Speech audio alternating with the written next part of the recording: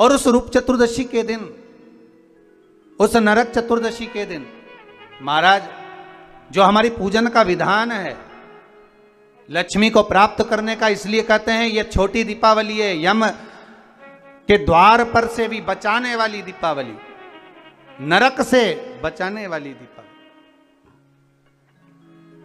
कल धनतेरस का पूजन करा, आज रूप चतुर्दशी, नरक चतुर्दशी का वर्णन किया महाराज। कल आप सभी ने जो पाटे पर पूजन करी है, चौरंग पर पाटे पर जो आपने पूजन जमाई थी, चांदी के सिक्के में मौली लपेटी थी, सिक्के में मौली लपेटी थी, उसको थाली में रखा था, वही स्थान पर वो थाली अगर आपने उठाकर अंदर रख ली हो या कहीं पर विराजमान कर दी हो, उस थाली को कहीं विराजमान कर दिया हो, तो आज फिर पुनः वही थाली वापिस सुंदर गोबर से लीप कर या जल से उसको पोंछ कर वहां पाटा रखें, चौरंग रखें, चौकी रखें महाराज, उस पर वापिस पुनः लाल वस्त्र बिछाकर उस थाली को वापिस वहीं रखें। आज जो दिए लगना है, आज जो दीप लगना है महाराज, एक दिया आटे का चौमुखी, 4 बत्ती का दीप लगाएं, उसमें चाहे तो सरसों का तेल डाल लें, तिल्ली का तेल डाल लें, चाहे तो उसमें मीठा तेल डाल लें, और 4 बत्ती उसमें होना चाहिए। थोड़ी सी पीली सरसों, अगर पीली सरसों हो तो पीली सरसों, नहीं हो तो काली सरसों उस दीप के अंदर डाल दीजिए महाराज। एक घी का दीप लगाएं।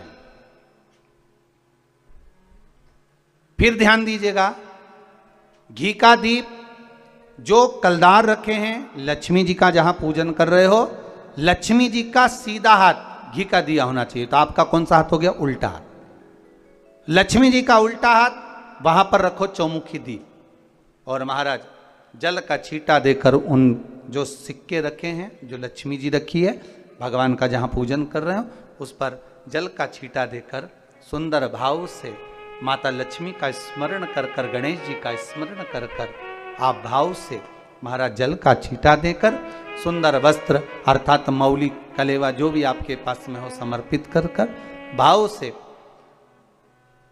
रौली, मौली, चंदन, अबीर, गुलाल, मेहंदी, जो भी सामग्री पूजन का साहित्य आपके पास में है, वो उन कलदारों पर, माता लक्ष्मी पर समर्पित कर दें। 5 अमरबेल के टुकड़े, 5 कमलगट्टे, 5 हल्दी की गांठ उस पर समर्पित कर दें महाराज। माता लक्ष्मी को मीठे का भोग लगा दें, और भोग लगाने के बाद में माता लक्ष्मी को प्रणाम कर कर सुंदर जो चौमुखी दिया आपने बनाया है उसको तो वहीं रखे रहने दें। जो घृत का दिया बनाया है, घी का जो दीप लगाया है आपने 1 बत्ती का, उसमें 4 बत्ती नहीं होना चाहिए, बस केवल जो तेल का दीप लगेगा वो 4 बत्ती का, घी का दीप 1 बत्ती का, उस 1 बत्ती के दीप को लेकर माता लक्ष्मी जी की आरती करें महाराज।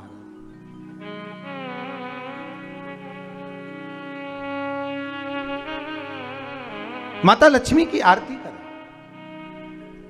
और माता लक्ष्मी की आरती कर कर उनका अनुमोदन कर कर, उनको प्रणाम कर कर, निवेदन कर कर, नमन कर कर जब दीप को रख दें, तब माता लक्ष्मी के सम्मुख में अपनी झोली को पसार कर प्रणाम करें। माता लक्ष्मी से निवेदन करें, हे मां,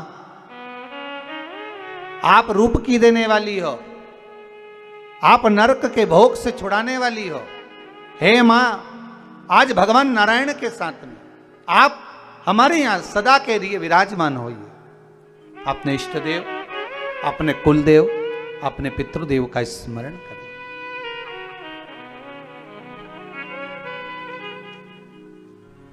नमन करें, प्रणाम करें और निवेदन करें माता लक्ष्मी से, हे मां, ये आपकी ही कृपा है जो आज आप मेरे घर में आई हो।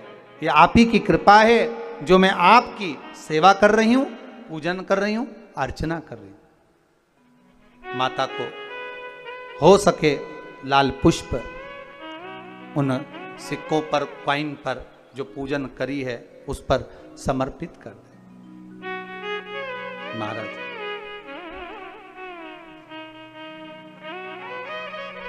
प्रणाम करने के बाद घी का दीप वहीं रखें और जो चौमुखी दिया है, दीप है, उसको उठाएं, पूरे घर में घुमाने के बाद में सारे द्वार खोल दीजिए और सारे घर में घुमाने के बाद में जो मुख्य द्वार है उस मुख्य द्वार के बीचों बीच उस दीप को रख दीजिए। प्रणाम करिए, वापिस आ जाइए। महाराज द्वार थोड़ी देर खुले रखिएगा और माता लक्ष्मी का स्मरण करिएगा, माँ को प्रणाम करिएगा। हमारे यहाँ जो छोटी दीपावली के पूजन का जो महत्व है, छोटी दिवाली के पूजन की जो प्रधानता है, हमारे यहाँ कहते हैं कि ये छोटी दीपावली है। अमावस्या के एक दिन पहले, रूप चतुर्दशी के दिन या आप नरक चतुर्दशी के दिन हम जो भगवान का गुणगान कर रहे हैं, हम जो भगवान का स्मरण कर रहे हैं, हम भगवत चरणारविंद का रसस्वादन ग्रहण कर रहे हैं, उसका एक आनंद सुख, उसकी भक्ति का सुख एक अलग है। महाराज क्यों कहते हैं इस छोटी दीपावली को नरक चौदस, नरक चतुर्दशी? क्यों कहते हैं कि कार्तिक महीने में कृष्ण पक्ष की जो चतुर्दशी है वो नरक चतुर्दशी कहलाती है? उसका कारण क्या है? हम सब तो हमेशा सुनते रहे कि ये नरक चतुर्दशी है। घर के बच्चे भी हमसे पूछेंगे, माँ नरक चतुर्दशी का मतलब क्या है? तो एक भाषा में तो अभी आशीष जी ने कहा कि नरकासुर का संहार किया भगवान ने, इसलिए नरक चतुर्दशी का वर्णन आ गया।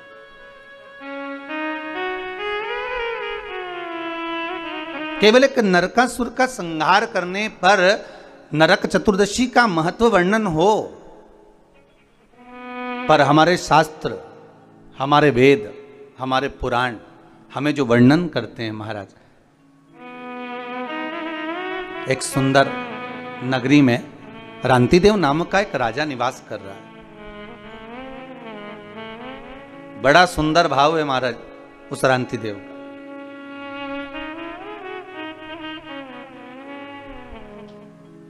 धर्म का चर्चा करना, भजन करना, कीर्तन करना, स्मरण करना, नाम जाप करना, ये रांतिदेव के नियम था। धर्म से पीछे कभी नहीं हटा, क्योंकि मानव का यदि शरीर मिला है, मनुष्य की देह मिली है, तो मानव का शरीर अगर प्राप्त हुआ है तो हम क्यों ना धर्म से जुड़कर चलें? हम क्यों ना सत्कर्म करें? हम क्यों ना भगवत चर्चा करें? हम क्यों ना भगवत स्मरण करें? अगर मानव का शरीर मिला है तो बड़ी मुश्किल से प्राप्त होता है महाराज। 84 लाख योनियों में केवल एक मानव का शरीर ही है जिसके माध्यम से हम पूर्व के कर्म का भोग लेते हैं और भगवान का भजन कर कर उस कर्म को हम काट भी लेते हैं। केवल एक मानव का शरीर, केवल एक मनुष्य की देह। आस्था चैनल के माध्यम से जितने श्रोता भाई बहन कथा को श्रवण कर रहे हैं, आस्था चैनल के माध्यम से जितने भाई बहन कथा श्रवण कर रहे हैं, सुन रहे हैं, या फेसबुक यूट्यूब पर इस कथा का रसास्वादन आप ग्रहण कर रहे हैं, तो उसका महत्व समझे कि मानव का जो शरीर मिला बड़ा मुश्किल से मिला है। 84 लाख योनियां महाराज, पत्नी हर योनि में प्राप्त होगी। आप जो बनकर जन्मेंगे वो उस समय पर पत्नी भी मिलेगी। आप जिस योनि में प्राप्त होंगे उस योनि में आपके बच्चे भी होंगे। हर योनि में कुटुंब भी होता है, कबीला भी होता है, पत्नी भी होती है, पति भी होता है, बच्चे भी होते हैं। हर योनि में आपको सब कुछ मिलेगा। खाने को भी प्राप्त होगा, पानी पीने को भी मिलेगा, आपको रहने के लिए कोई क्वार्टर, कोई घर, जहां अस्तबल आदि जिस योनि में हम हैं उसमें कुछ ना कुछ आपको रहने के लिए भी प्राप्त होगा। पर हर योनि में बच्चे भी मिलेंगे, पत्नी भी मिलेगी, पति भी मिलेगा, कुटुंब कबीला भी मिलेगा, भोजन करने को अन्न भी मिलेगा, या अन्न भाग जो आप खा सकते हो वो मिलेगा, पीने के लिए जल भी मिलेगा, रहने के लिए आपको भवन भी मिलेगा। आप जहां रहने का है वो सब प्राप्त होगा, प्रत्येक योनि में प्राप्त होगा, प्रत्येक योनि में। बस एक चीज प्राप्त नहीं होगी। वो क्या? महाराज, भगवान की सेवा, भजन, पूजन, स्मरण और भगवत नाम की चर्चा। इसलिए कलयुग केवल नाम आधारा और सुमर सुमर नर उतरहि पारा। कली काल में नाम की आधारशिला को रखा, इसलिए कहा केवल एक मानव का शरीर है जो कर्म के भोग को भोगते हुए, हमारे कर्म के भोग को मिटाते हुए, भोगते हुए भगवत स्मरण की ओर अग्रण्य बढ़ा देता है, आगे बढ़ा देता है, भगवान के नाम की ओर आगे लेकर चले जाते।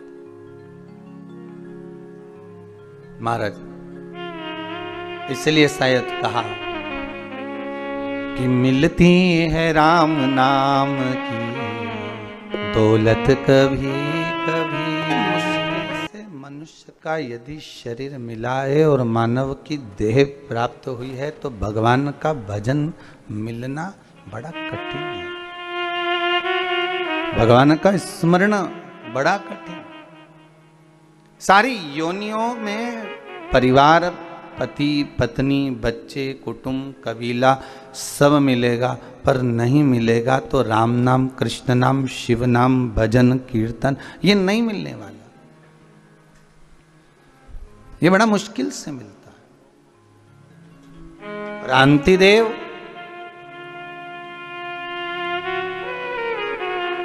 इतने धर्मात्मा राजा थे, हर पल, हर घड़ी, हर क्षण दान, पुण्य, संकीर्तन सब करा, पर जब अंतिम समय आया, नरक चतुर्दशी का महत्व समझ रहे हैं अपन? आज नरक चतुर्दशी का आज का जो महत्व है वो समझ रहे हैं।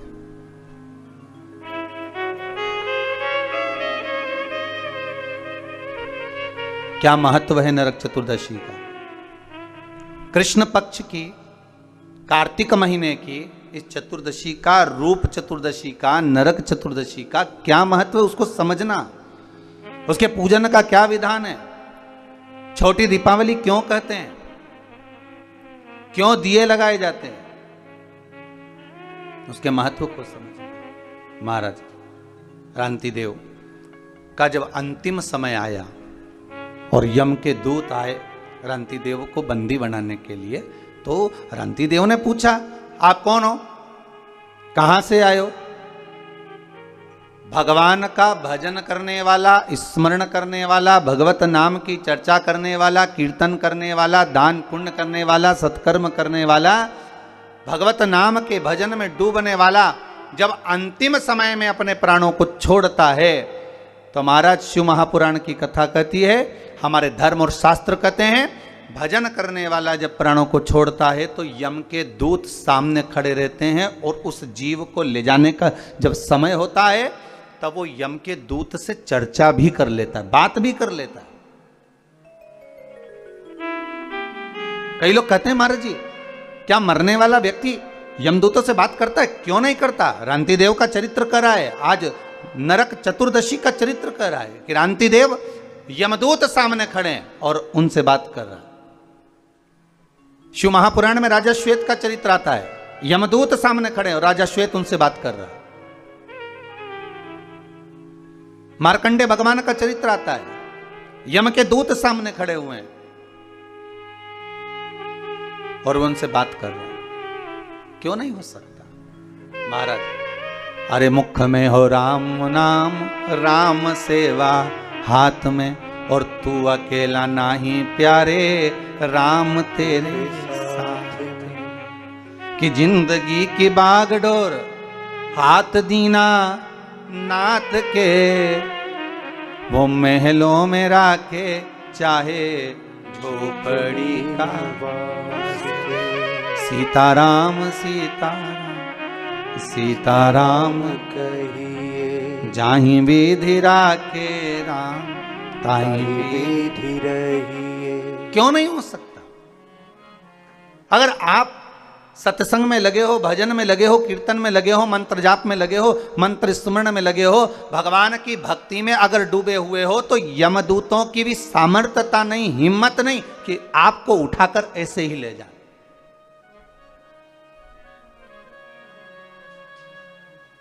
यमदूतों की भी सामर्थ्यता नहीं कि वो आपको उठा कर ले जाएं।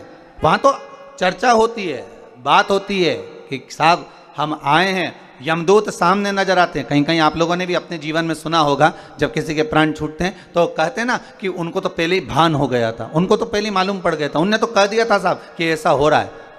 कई बार हम कहते हैं, हमारी सहज भाषा में आप लोगों ने भी अपने जीवन में सुना होगा कि वो ऐसा बोल गया, वो ऐसा कर गया, उसको तो मालूम पड़ गया था, उसकी तो सूचना मिल गई थी, अंतिम समय क्या है उसको मालूम पड़ गया। पर महाराज आज रांति देव के साथ वही हुआ।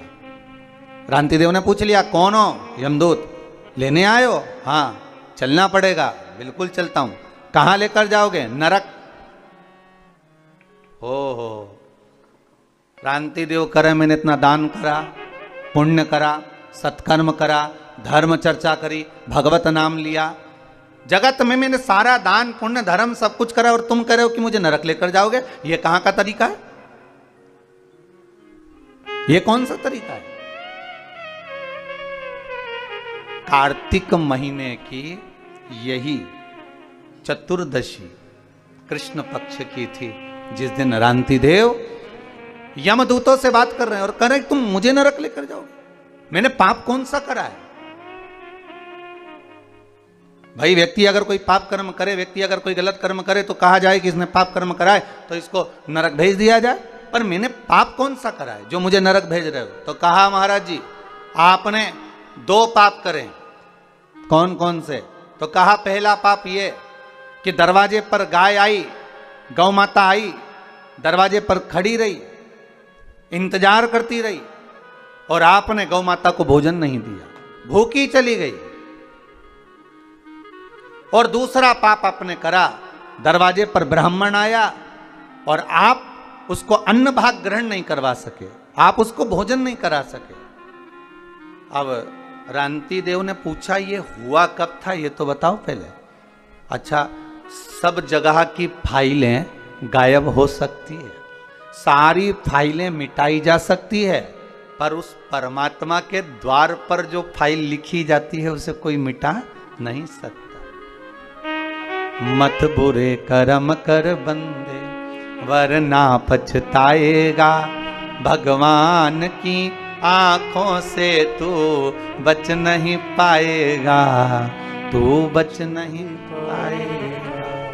उसको पहचान नहीं सकते।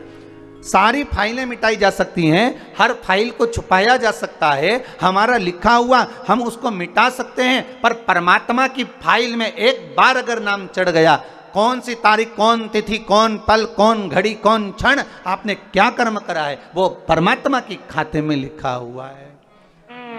मेरे भोले के दरबार में सब लोगों का खाता, और किसी को कोड़ी कम नहीं देता, किसी को दमड़ी ज्यादा। सारी फाइलें उसके पास, चाहे हमारी हो चाहे आपकी हो। रांति देव की अगर फाइल उनके पास में है तो कहा मैंने करा कब था, बता दिया। यमदूतों ने ये फाइल पढ़ लीजिए, चित्रगुप्त महाराज को बुलाया, बता दीजिए महाराज, बता दिया। एक दिन ब्राह्मण आया था, निवेदन करा, तो रांति देव कह रहे हैं ब्राह्मण को मैंने सिंहासन दिया, ब्राह्मण को मैंने बैठने का सिंहासन दिया है, ब्राह्मण के लिए मैंने हाथ जोड़कर निवेदन करा था, ब्राह्मण देवता आप कुछ खा लीजिए, ब्राह्मण देवता आप पानी पी लीजिए, ब्राह्मण देवता आप कुछ ग्रहण कर लीजिए, पर ब्राह्मण ने मना कर दिया था। आप देखिए, लिस्ट उठाकर देखो, ब्राह्मण ने मना कर दिया था।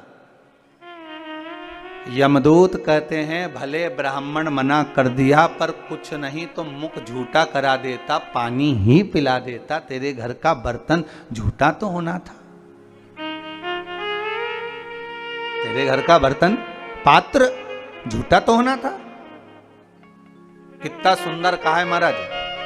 कोई ब्राह्मण यदि आपके यहां आए और ब्राह्मण आकर आपके यहां अगर ऊपर से जल ग्रहण कर रहा है तो आप ब्राह्मण से कह सकते हो महाराज जी आप पात्र झूठा कर दीजिए।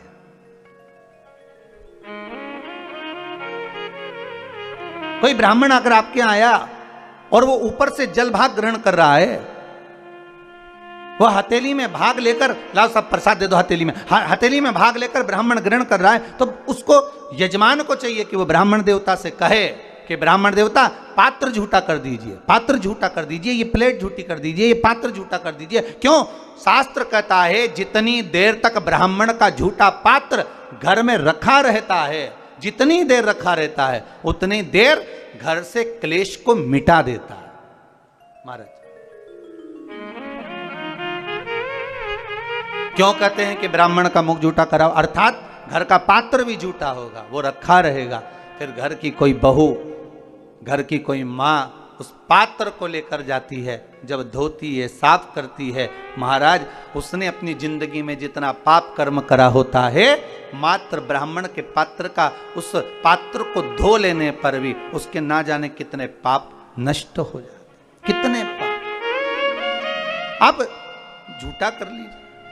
मैंने कहा ब्राह्मण देव को, रंती देव करे, मैं बार बार निवेदन कर रहा हूं, ब्राह्मण देवता पानी पी लीजिए, ब्राह्मण देवता भोजन ग्रहण कर लीजिए, ब्राह्मण देवता आप कुछ खा लीजिए, पर ब्राह्मण ने नहीं खाया। यमदूत करें, आपको चाहिए था कि आप मुंह झूठा कराते, भले पानी का आचमन ही करा दे।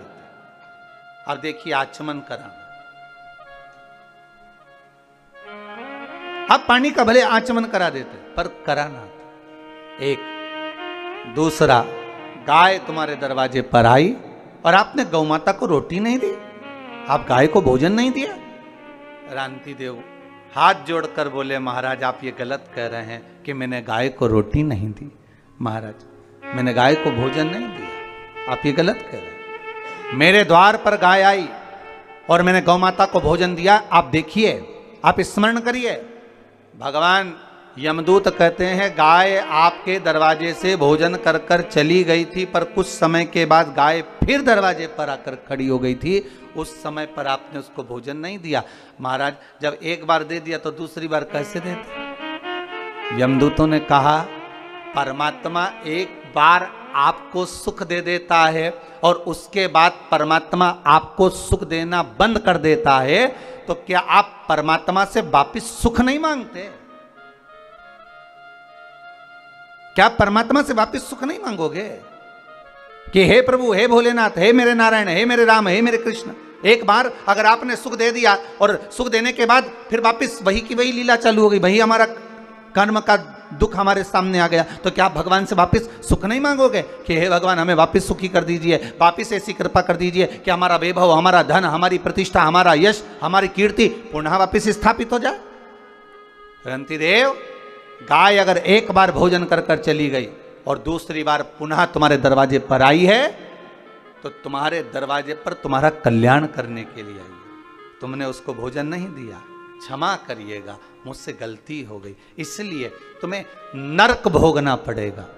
रांति देव ने कहा नरक अगर भोगना तो मेरा पुण्य कहाँ गया वो बताओ। पुण्य तुम्हारे सामने, तुम्हारे पुण्य के बल पर मांगो। तुम बैकुंठ का भोग भोगोगे कि कुछ और मांगना चाहते हो? इतने में रांति देव ने कहा अगर मेरे पुण्य का भाग देना चाहते हो तो केवल मेरे जीवन में 1 वर्ष के लिए मृत्यु को टाल दीजिए। 1 साल मेरी मौत ना हो, मेरी मृत्यु ना हो। 1 वर्ष? हाँ, क्या करोगे? रांति देव ने कहा जो नहीं कर पाया वही करूंगा, आप 1 वर्ष के लिए मुझे पुनः मेरा जीवन दे दो।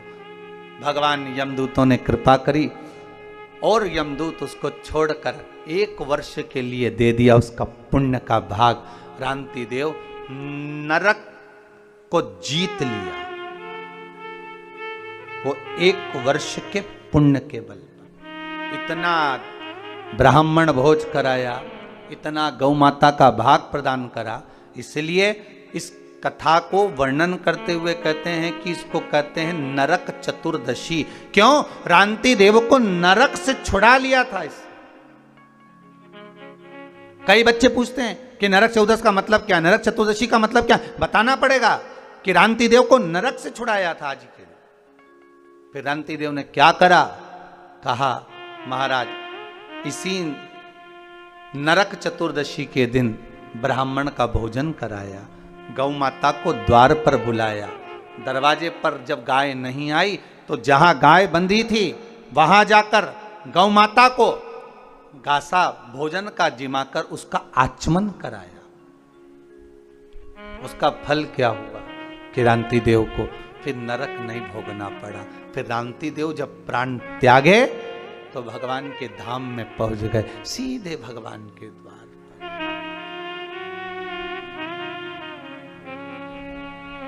सीधे भगवान के द्वार। और महाराज जब जीवन में परख हो जाए, जीवन में अगर परख हो जाए तो जीवन का सुख ही दूसरा है। इसलिए कहते हैं ना महाराज, ऐसो कोई नहीं रे या हीरा को परखइयो राम, कोई नहीं रे ऐसो कोई नहीं रे, ऐसो कोई नहीं रे या हीरा को परखइयो राम, कोई नहीं रे, या हीरा को परखइयो राम, कोई नहीं। राजा रांति देव नरक से बच गए। इसलिए कार्तिक महीने की कृष्ण पक्ष की सुंदर चतुर्दशी तिथि को नरक चतुर्दशी कहते हैं महाराज। और दूसरा नाम है महाराज रूप चतुर्दशी। क्या नाम है? रूप चतुर्दशी।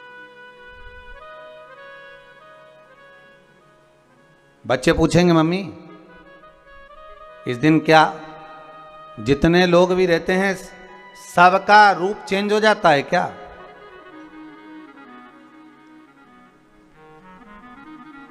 सबका रूप चेंज हो जाएगा रूप चतुर्दशी के दिन महाराज।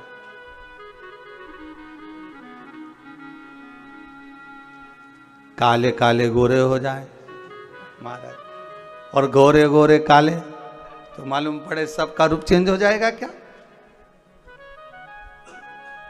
नहीं महाराज। फिर कहेंगे क्रीम की चमक मात्र 15 दिन, 20 दिन, 3 महीना, 4 महीना रहती है, पर अच्छे कर्म की चमक जीवन भर रहती है। मरते तक भी आपका चेहरा चमकता रहेगा अगर कर्म की चमक है। अच्छा कर्म करते महाराज। रूप चतुर्दशी का नाम रूप चतुर्दशी क्यों रखा, क्यों नाम पड़ गया रूप चतुर्दशी? तो कहा कार्तिक महीने की कृष्ण पक्ष की सुंदर ये चतुर्दशी, रूप चतुर्दशी इसलिए कहलाई कि एक सुंदर नगर हिरण्यगर्भ नाम का एक नगर है जहां पर एक योगी रहता है। वो अपनी साधना में मस्त है। एक बार एक सुंदर नदी के तट पर गया और भगवान का भजन करने के लिए तल्लीन हो गया। एक बात बहुत ध्यान से सुनिएगा, इस रूप चतुर्दशी की कथा को, आज की कथा रूप चतुर्दशी की अगर आप सुन रहे हैं तो उसको ध्यान लगाकर सुनना कि वो योगी जब योग करने के लिए गया, साधना करने के लिए गया, तप करने के लिए गया, तो महाराज तपस्या करने, योग करने बैठ तो गया, बैठ गया वो साधना करने के लिए, पर साधना करते करते करते करते जब बहुत समय आ गया, बहुत समय हो गया, सिर पे जूं पड़ गई, शरीर में बारीक बारीक कीड़े पड़ने लगे, उसके वस्त्र में, उसके शरीर पर बारीक बारीक कीड़े पड़ने लगे, मस्तक पर जूं पड़ गई।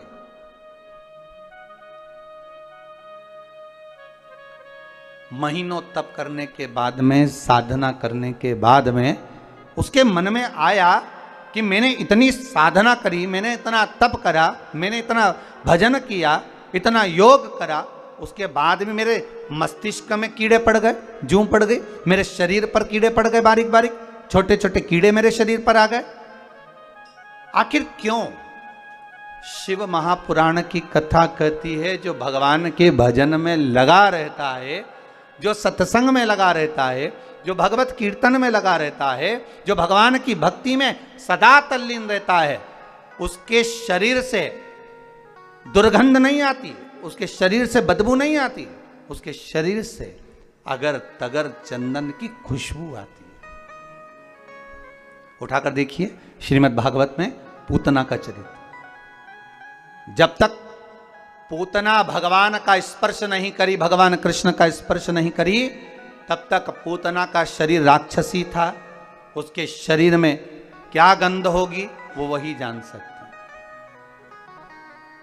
पर जब भगवान कृष्ण ने पूतना के स्तनों का पान कर लिया, पूतना के स्तनों का पान करा, दूध का जब पान करा पूतना के शरीर में, स्तनों का जब पान किया है महाराज, तब जब पूतना के शरीर को अग्नि दी गई, पूतना के शरीर को जब अग्नि लगाई गई, तो पूतना के शरीर में से चंदन, अगर, तगर, गूगल आदि आदि की सुंदर सुंदर गंध आ रही थी।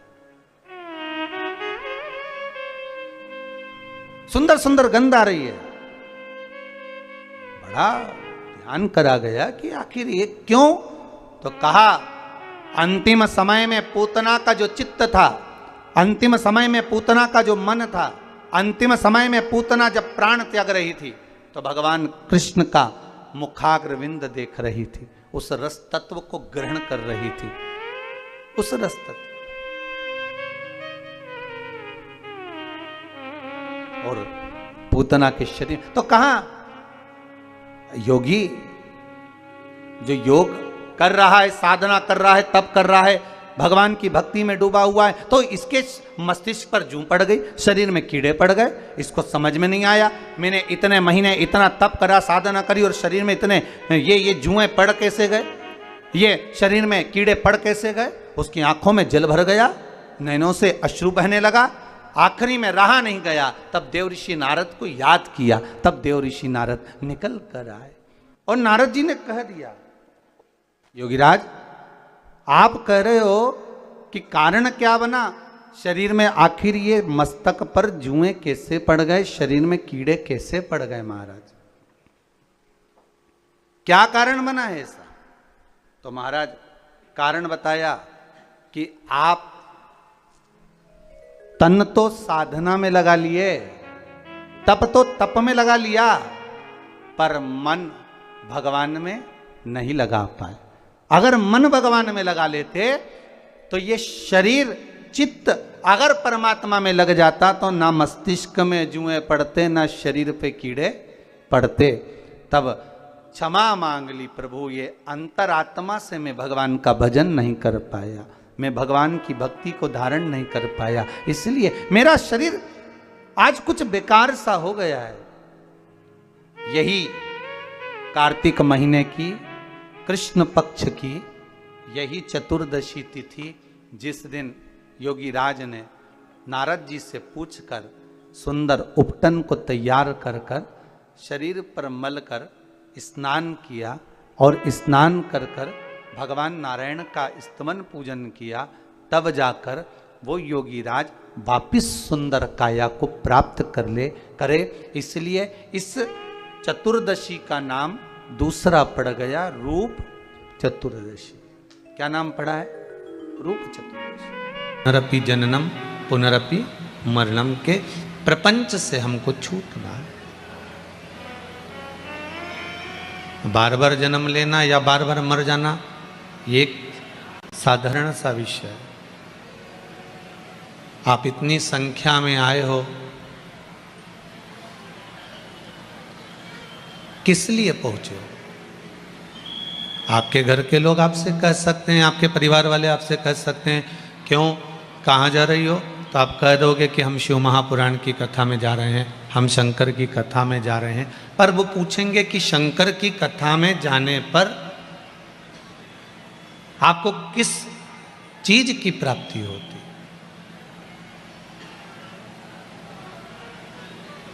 क्या मिल सकता है आपको? क्या प्राप्त हो सकता है आपको? आपको जवाब देना पड़ेगा। आज की नवयुवक टीम आपसे बहुत पूछेगी महाराज। आज के बच्चे प्रश्न बहुत करते हैं और प्रत्येक प्रश्न का उत्तर आपको देना पड़ेगा। प्रत्येक प्रश्न का उत्तर आपको देना है कि माँ पिता, ये बताओ कि भगवान के मंदिर में जाने पर, भगवान की कथा में जाने पर, भगवान की शरणागति में जाने पर क्या मिला है हमको। आपके बच्चों को आपको ज्ञान उपदेश देकर समझाना पड़ेगा कि भगवान के मंदिर में जाने पर, भगवान की कथा में जाने पर, तीर्थ में जाने पर, भगवान की शरणागति में जाने पर हमें भगवान के चरणारविंद का सुख, शांति और मेरे परमात्मा का विश्वास प्राप्त हुआ है। कुछ मिला तो वो विश्वास है।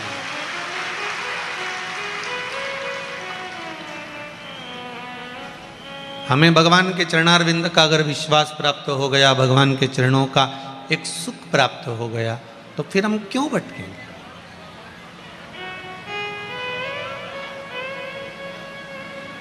एक इतना बड़ा कटोरा भर के आपको घी दे दिया जाए,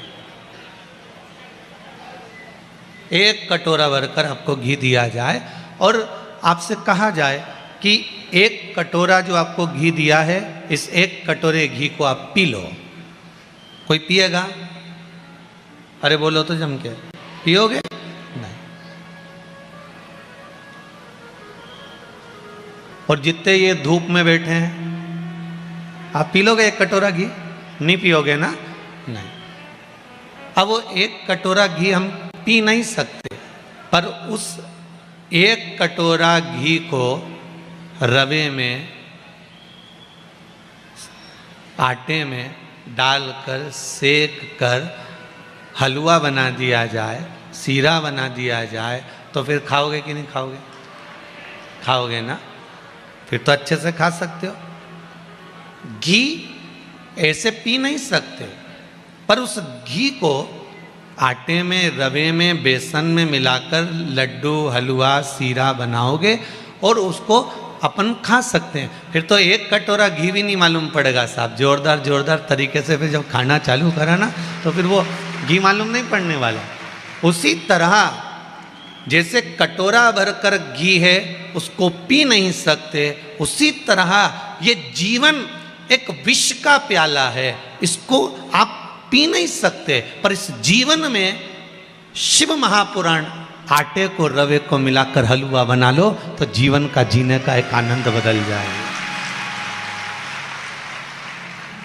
थोड़ा आटा मिलाना पड़ेगा इस शिव महापुराण का, थोड़ा बेसन मिलाना पड़ेगा शिव महापुराण का, थोड़ा सा रवा शिव महापुराण का मिलाओगे आटे में और तपस्या के गैस पर, तप के चूल्हे पर इसको तपाओगे और थोड़ी थोड़ी भजन की इलायची पीस कर इसमें डाल दोगे, तो ये पक्का है कि स्वाद तो ऐसा जोरदार आएगा कि जिंदगी भर नहीं भूल पाओगे। बस प्रत्येक मनुष्य के जीवन में वो घी का कटोरा भरा हुआ है, पर कोई पी नहीं सकता। दुख है प्रत्येक मनुष्य के जीवन में, ऐसा कोई मानव संसार में पैदा नहीं हुआ जिसको दुख नहीं है।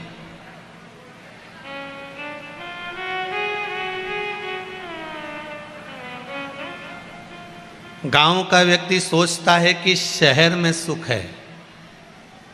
कौन सोच रहा है? जरा झमझम के बोलो जरा। हो गांव का व्यक्ति सोचता है शहर में सुख है, शहर का व्यक्ति सोचता है विदेश में सुख है, विदेश का व्यक्ति सोचता है ग्रहों पर सुख है, ग्रहों पर रहने वाले सोचते हैं कि भगवान के घर में सुख है।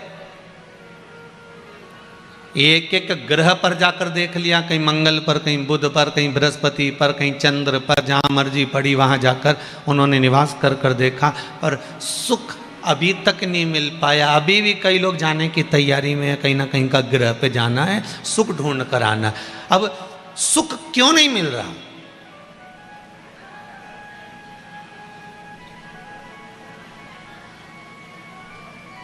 शांति की अनुभूति क्यों नहीं हो रही?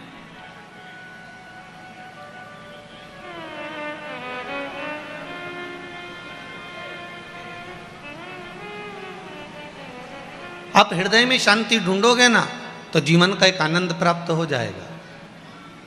हम आत्म शांति की बात कर रहे हैं। नहीं तो तुम बगल वाली शांति की बात कर लो। होता है कभी कभी। एक टीचर बहुत तेज चिल्ला के बोले, सारे बच्चे चुप हो जाओ, और एकदम चुप होकर शांति के साथ बैठो। इतने में एक बच्चा खड़ा हुआ, खड़ा होकर बोला, सर आज शांति नहीं आई, बबली के साथ बैठ जाऊं। अब शांति को ढूंढने का प्रयास करो। हम वो शांति की बात नहीं कर रहे, हम कर रहे हैं इस आत्म शांति की बात है। इस आत्मा की जो शांति है, हृदय की जो शांति है, उसका जो सुख है, वो सुख कहीं नहीं मिल सकता, उसको पाना है हमको।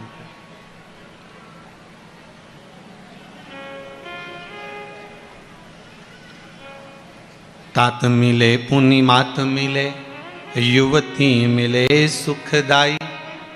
संसार में सब कुछ मिल सकता है, पर भगवान की भक्ति और आत्म शांति ये बड़ी कठिनता से मिलती है। इस आत्म शांति को अगर हमें पाना होगा, इस आत्म शांति को हमें पाना है, भगवान के चरणों का सुख हमें प्राप्त करना है, तो भगवान के कथा में जाकर, भगवान की भक्ति में बैठकर, भगवान के भजन में बैठकर, भगवान के स्मरण में बैठकर उस सुख को पाया जा सकता है।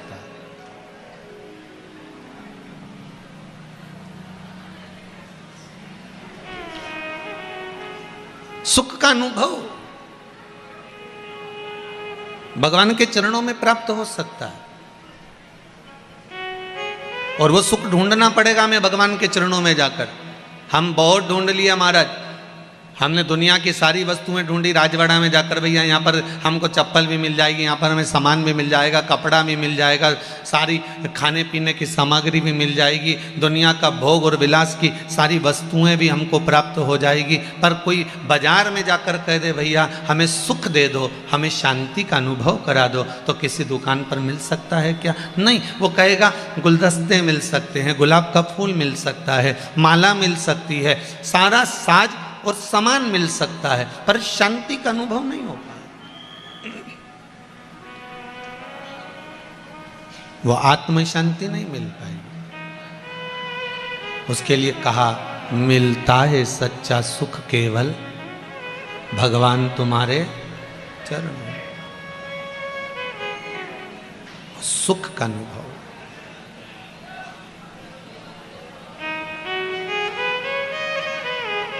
चाहे कांटों ने मुझे घेरा हो, चाहे चारों ओर। आता है आपको? जरा एक लाइन गाएंगे। चाहे कांटों ने मुझे घेरा हो, चाहे चारों ओर। एक पत्र में अंधेरे की बात लिखी है, इसलिए ध्यान आ गया।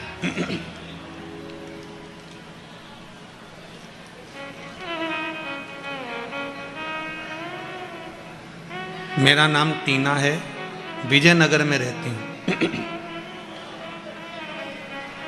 मैं 1 साल पहले, कहीं बैठी हैं टीना जी विजयनगर वाली? कहीं बैठी हो तो हाथ हिला दीजिएगा, जहाँ कहीं बैठी हो हाथ हिला देना। विजयनगर में रहती हूँ। 1 साल पहले हम लोग बहुत कर्ज में थे, बहुत परेशान थे। पूरे परिवार ने विचार कर लिया था कि अब तो ऐसा जीवन को त्याग देना ठीक है। मर जाने का भी प्लान कर लिया था। पर एक दिन दुकान पर ब्लाउज सिल रही थी, मेरी जेठानी आई और शिव महापुराण की कथा सुनने का बोल कर गई। मैं रोज सुनने के लिए दुकान पर मोबाइल पर सुनती रही। उसके बाद मैंने पशुपति व्रत प्रारंभ करा और वटकेश्वर का एक बिलपत्र और हनुमान जी के पंचमुखी हनुमान का उपाय करना प्रारंभ करा। अब 1 रुपए का भी कर्जा नहीं है और हमारा व्यापार 4 चौगुना बढ़ गया। ये पत्र बच्ची ने लिखा।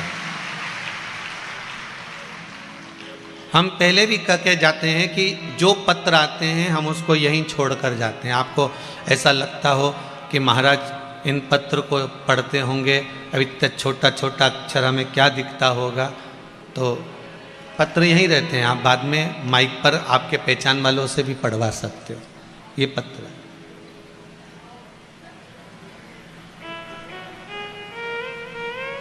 अगर जिंदगी की डोर में, जीवन में अगर कहीं अंधेरा आ भी गया, कहीं ऐसा मौका मिल गया कि आज हम कर्जे में लदालूम हो गए, हम आज दुख में लदालूम हो गए, आज दुनिया का सारा कष्ट, सारी बीमारी, सारा रोग, सारा दुख भगवान ने हमारे खाते में डाल दिया है, आपको ऐसा महसूस हो कि हम अब बहुत दुखी हो गए, तब उस जगह पर आप शिव का स्मरण करना,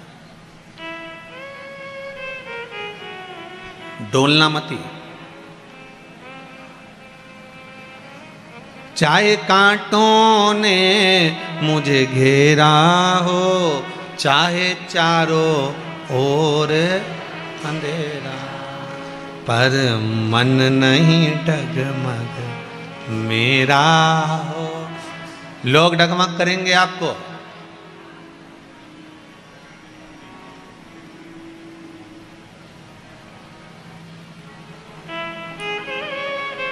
आज प्रेस वार्ता थी, कोई भी बात हम आपसे नहीं छुपाते। इस व्यासपीठ का नियम है कि हम कभी नहीं छुपाएंगे, हम हमारे घर से लेकर बाहर तक की बात कह देते। आज प्रेस वार्ता थी तो एक पत्रकार महोदय ने बहुत सुंदर प्रश्न किया है। उन पत्रकार महोदय के लिए पहले तो जोरदार ताली बजाओ, बहुत सुंदर प्रश्न। एक पत्रकार महोदय ने बड़ा सुंदर प्रश्न किया कि गुरुदेव बात इतनी सी है कि दुनिया के लोग थोड़े दिन राम की भक्ति करते हैं, थोड़े दिन कृष्ण की भक्ति करते हैं, थोड़े दिन फिर किसी की भक्ति करते हैं, फिर कोई आ जाता है फिर उसकी भक्ति करते हैं और धीरे धीरे भूलते चले जाते हैं। आपका कुछ कहना है?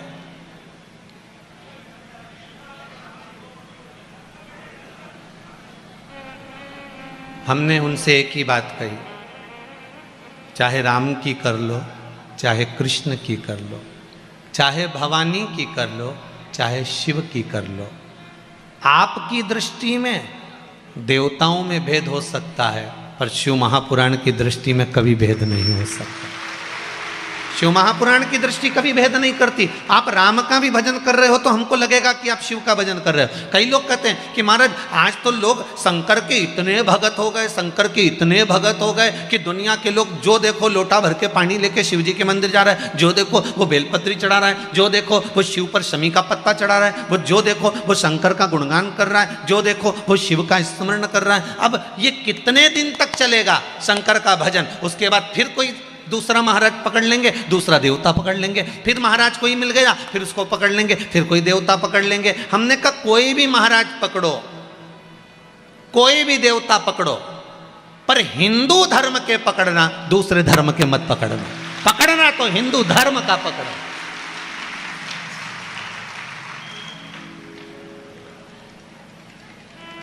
कहीं एंडा बेंडा मत पकड़ लीजो रे, पकड़ो, मना नहीं, पर हिंदू धर्म का पकड़ना।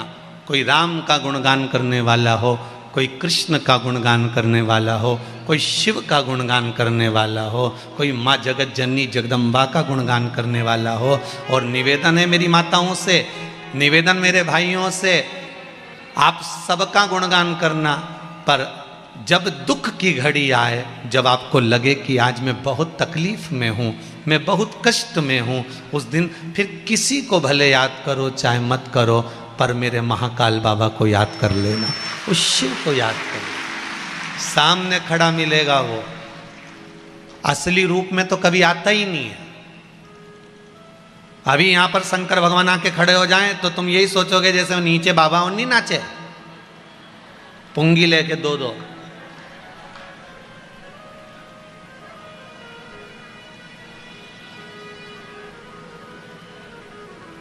तुम तो यही समझोगे, तुम्हारे दरवाजे पर कोई जटा बांध कर आ जाए, नाक लपेट के आ जाए, डमरू बजाता बजाता जाए, तो तुम क्या शंकर जी समझोगी? ईमानदारी से बोलो जरा। अंदर जाओगी, एक कटोरी आटा ला के दे, बाबा रुको ये लो आटा। शंकर जी सोचे बताओ हम तो ओरिजिनल है, और ये हमको डुप्लीकेट समझ रही है।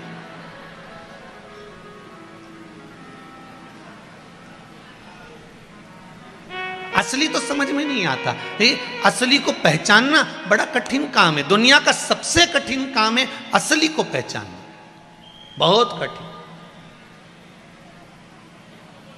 एक पढ़ा लिखा लड़का, उसको नौकरी नहीं मिल रही थी, तो नौकरी नहीं मिली तो उसने गांव में सर्कस आया, सर्कस वाले से कहा भाई हमको नौकरी दे दो। उसने कहा नौकरी तो है पर बंदर के कपड़े पहनना पड़ेंगे और बंदर के कपड़े पहनकर शेर के मुंह में हाथ देना पड़ेगा।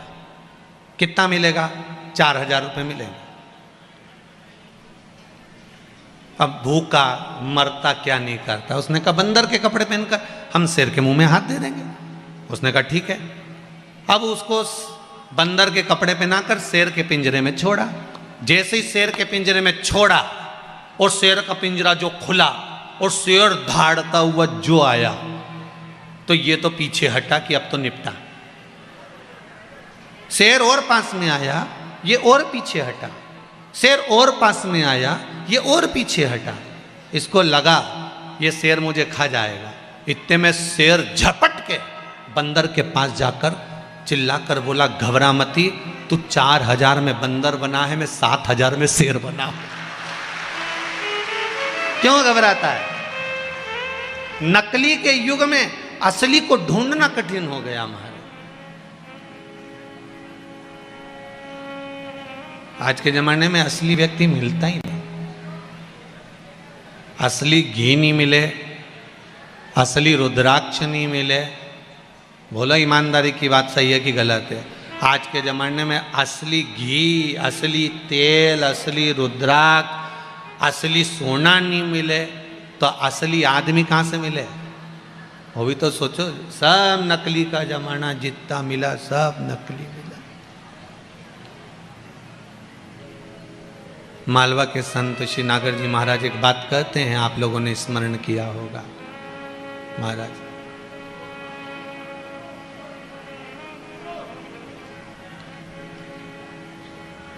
जोगी आया भोगी आया ढोंगी आया रे, जोगी आया भोगी आया ढोंगी आया रे। जब गुरु आया गांव में तो कोई नहीं रे, ऐसो कोई नहीं रे। या हीरा को परखियो राम, कोई नहीं रे। परखदार कहाँ मिलेगा?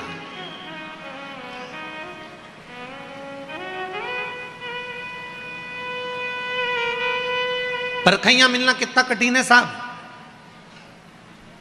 एक व्यक्ति के पास में 2 हीरे थे, बहुत चमकदार, राजसी ठाठ जैसे हीरे। इतने बड़े हीरे पूरे राजभवन में किसी के पास नहीं थे। उस व्यक्ति ने जाकर कहा महाराज मेरे पास में 2 हीरे हैं, एक नकली है एक असली है, आप बता दो इसमें से असली कौन सा और नकली कौन सा है।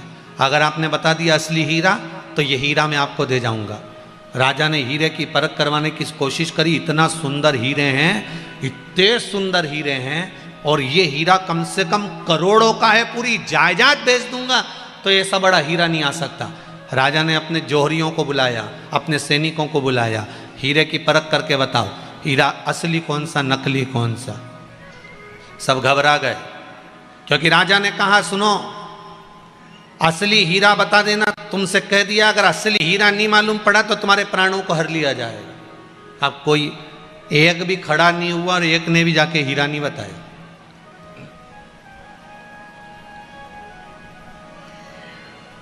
एक अंधा व्यक्ति आया,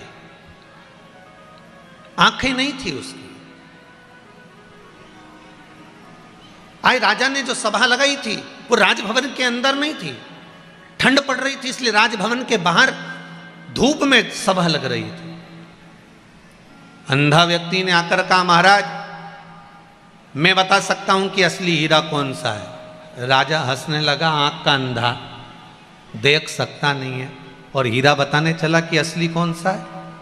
अच्छे अच्छे जौहरी, अच्छे अच्छे मालिक इस हीरे को नहीं बता पा रहे और ये कैसे बता देगा। मैं बता सकता हूं कि असली हीरा कौन सा है। राजा ने मन में सोचा मालूम तो पड़ ही नहीं रहा, चलो अंधे को ही मौका दे दो। अंधा गया और अंधे ने जाकर दोनों हीरे को अपने हाथ में स्पर्श किया। स्पर्श कर कर असली हीरे को उठाकर उस अंधे व्यक्ति ने राजा को दे दिया। ये असली है, इसको रख लीजिए। राजा ने पूछा, जिसका हीरा था उससे पूछा, बता ये असली है? इतने में तो वो व्यक्ति खड़ा हो गया और खड़े होकर अंधे के चरण पकड़ लिया। बिल्कुल सत्य कह रहे हो, असली हीरा यही है। आप सत्य कह रहे हो, असली हीरा यही है, ये दूसरा हीरा तो नकली है। राजा ने उस अंधे व्यक्ति से पूछा, ये बताओ कि तुम कैसे पहचाने कि असली हीरा ये है और ये नकली है? तुम्हारे तो नेत्र नहीं थे, तुम तो अंधे थे, तुम्हारी आंखें नहीं थी, फिर तुम पहचाने कैसे? इतने में अंधे व्यक्ति ने कहा, मैंने जब हीरे का स्पर्श करा, हीरा कितनी भी धूप पड़ जाए, कितनी भी गर्मी पड़ जाए, हीरा हमेशा ठंडा रहता है। कांच गर्मी पड़ते से ही गर्म हो जाता है। इसलिए मैं समझ गया कि ये नकली है और ये असली है। समझ आ गई? किसी असली व्यक्ति को परखना है आपको, किसी असली हीरे को परखना है आपको, तो जिसको बहुत तेज गुस्सा आ रहा, बहुत तेज गुस्सा आ रहा हो, या बहुत बड़ी राज सत्ता पर भी जाकर बैठ गया हो, बहुत बड़ा पद अधिकारी भी बन गया हो, बहुत सारा उसके पास में मान प्रतिष्ठा भी आ गई हो, बहुत सारी दौलत भी आ गई हो, बहुत सारी संपदा भी आ गई हो, अगर वो व्यक्ति तुम्हें गुस्से में गर्म नजर आता है तो समझ लेना ये कांच का टुकड़ा है। हीरा कभी गर्म नहीं हो सकता। धन, प्रतिष्ठा, दौलत, सत्ता, मान, इज्जत सब पाने के बाद भी अगर उसके हृदय में नम्रता है तो समझ लेना कि असली हीरा यही है। इसमें नम्रता वाला गुण समाया हुआ है। यह असली का भाव है, असली का भाव।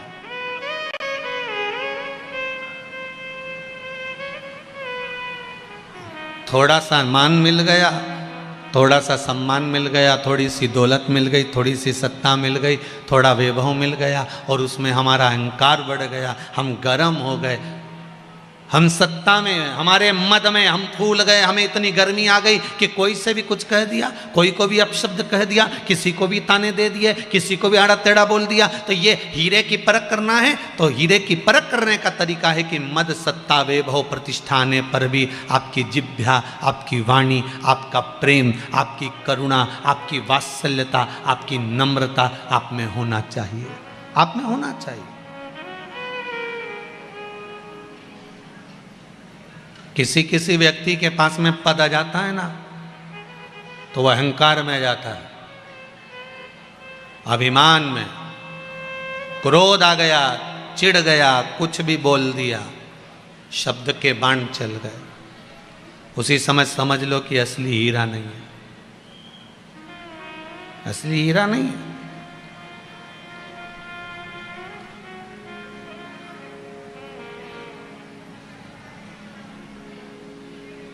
थोड़ा अगर काल घेर भी रहा है, थोड़ी परेशानी हमारे जीवन में बढ़ भी रही है, थोड़ी समस्याएं संसार में अगर आ भी रही है तो उसका निवारण है शंकर की कथा।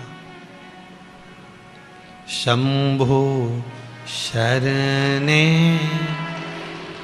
मांगू घड़ी रे, दुख दया करी ने दर्शन आपो। कल रात्रि को कोई जाते समय कह रहे थे, गुरुजी आपको कोई दूसरे भजन नहीं आते क्या?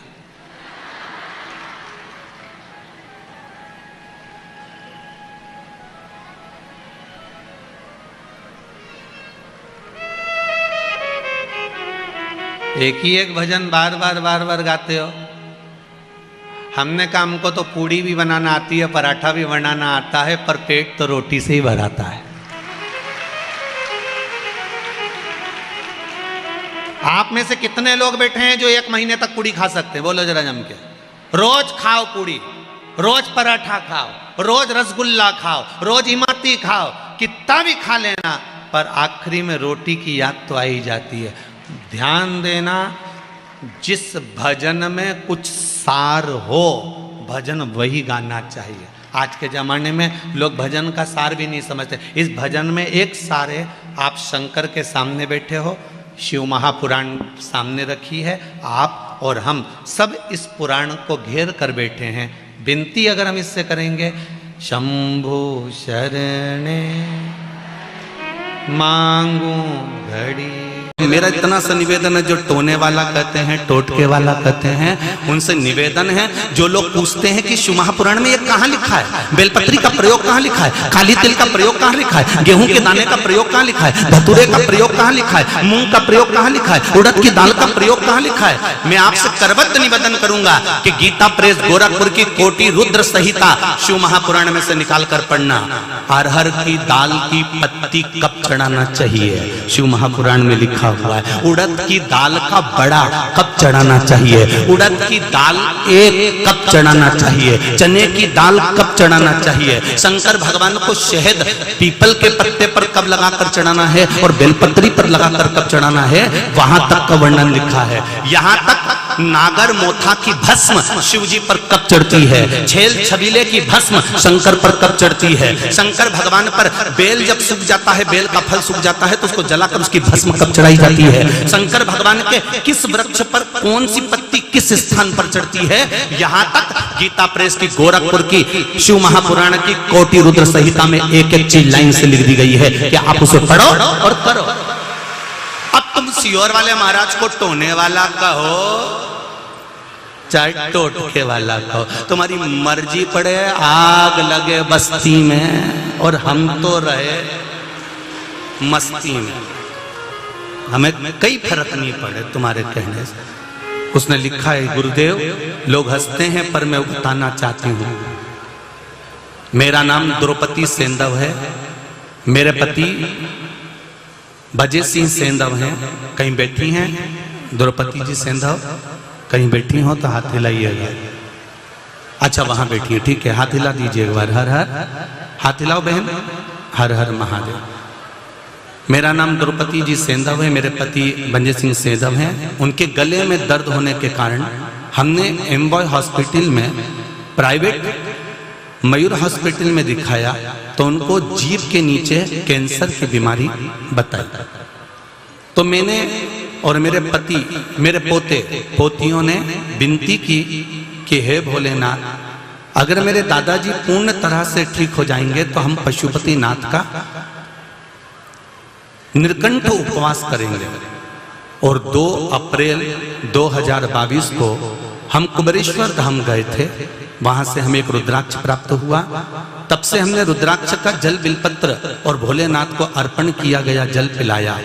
तो फिर हम डॉक्टर के पास गए तो उन्होंने ऑपरेशन का मना कर दिया और कहा कैंसर समाप्त हो चुका है। ये रिपोर्टें डॉक्टर की लगाई, ये सारी रिपोर्टें डॉक्टर की लगा दी हुई।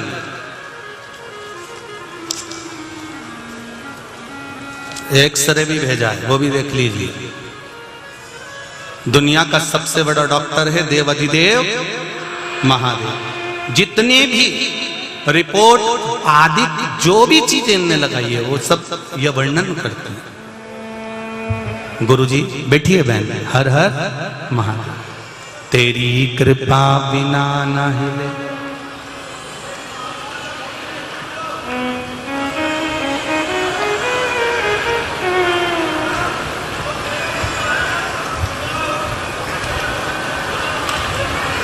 जय हो जय। तेरी कृपा बिना न हिले एक भी अणु, लेते हैं श्वास तेरी कृपा से तनु तनु। अब दिल से उसको समर्पित करो। क्या करा उस बहन ने, एक लोटा जल सारी समस्या का हल। एक लोटा जल लेकर शिव मंदिर में जाना चालू करा, एक बेलपत्र चढ़ाकर उठाकर लाकर खाना प्रारंभ करा। भगवान ने ऐसी कृपा कर दी कि कैंसर डॉक्टर कह रहा है कि ऑपरेशन की जरूरत नहीं, कैंसर कहाँ गया मालूम ही नहीं पड़ा। ये शिव है।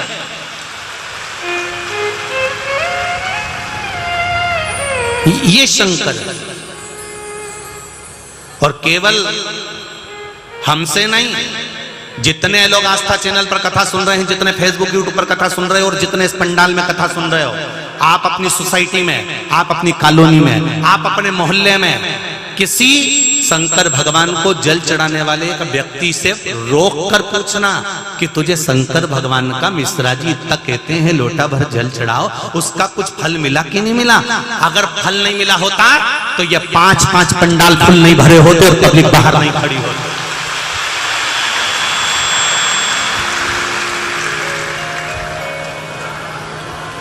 अगर फल ना मिला होता, और आप में से सब माताओं को कुछ ना कुछ बाबा ने दिया है, सब माइक लेके बोलना चाहती है, पर तुम बोलो तो हम कब बोले। सब तैयार बैठी है बोलने के लिए, कोई इधर से, कोई उधर से, कोई उधर से, कोई उधर से, सब अपने दिल की बात कहना चाहते हैं कि बाबा ने हम पर कृपा क्या करी है, हम पर दया क्या करी है, हम पर करुणा क्या करी है। और एक अंदाजा और लगा कर बैठना, राजेंद्र नगर वालों, दिल से कथा सुन रहे हो, कल कथा का विराम दिवस की कथा सुनकर तारीख लिख लेना कि इतनी तारीख को मैंने बाबा की कथा सुनी थी और पंडाल में बैठकर मैंने बाबा से ये मांगा था, 3 महीने बाद फिर तैयारी कर कुबेरेश्वर धाम आ जाओगे। अड़भंग है मेरा शंकर, ओ घड़ी है मेरा शिव, वो साधारण नहीं हो सकता। ब्रह्मा ब्रह्मलोक में रहते हैं, भगवान विष्णु बैकुंठ लोक में रहते हैं, पर मेरा देव अधिदेव महादेव इस मृत्यु लोक में रहता है। जो करीब में रहता है वो सुनता बड़ा जल्दी है, उसको दिल से रिझा लो वो मान जाता है। बहुत सहज है मेरा शिव, एक लोटे जल से राजी है, एक लोटे जल से। लोग कहते हैं शिव जी भोले हैं, हम कहते भोले नहीं, आग के गोले हैं। शंकर भगवान भोले नहीं है, आग के गोले हैं। बस एक बात का अंदाजा रखना कि शंकर भगवान भले आग के गोले हैं, इसलिए उनका नाम है रुद्र। रुद्र मतलब क्रोध में रहते हैं, पर शंकर भगवान फिर भोले कैसे, उनका नाम भोला कैसे। तो शिव जी का नाम भोला जब पड़ा, जब उनके भक्त इतने भोले कि एक भक्त कड़प मुंह में पानी भर कर गया और हाथ में पत्ती तोड़कर मांस लेकर शंकर के मंदिर पहुंच गया।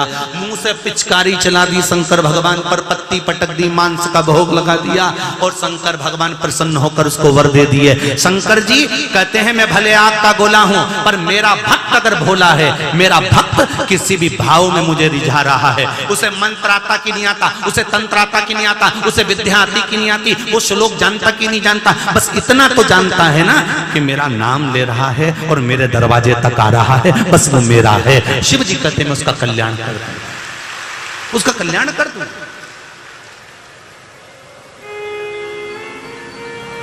कौन होगा संसार में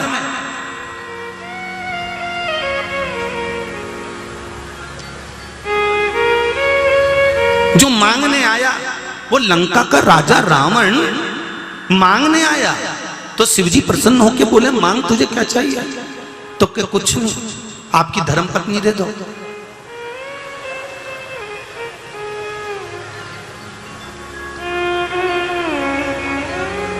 है ऐसा कोई जो अपनी पत्नी का दान कर सकता?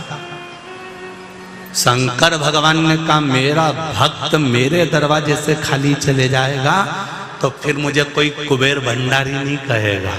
कुबेर भंडारी तो नाम मेरा जब पड़ा कि जब मैं लोगों को जो मर्जी पड़े उठा के दे दूं।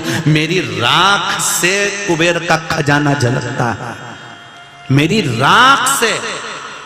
शमशान की राख तुम्हारे तन के कपड़े पे लग जाती है तो शमशान से आके नहाना पड़ता है। बोलो री जी सही है कि गलत है? मुर्दा जला के आओ तो नहाओ, जरा सी शमशान की राख तुम्हारे कपड़े पे लगी तो तुम्हें नहाना पड़ा। शंकर भगवान के शरीर पर तो रोज शमशान की राख चढ़े, प्रतिदिन चढ़े, और वो राख भी 5-5 हजार में बिक जाए और करोड़ों का खजाना भर दे तो विचार करो कि वो राख रहेगी ना?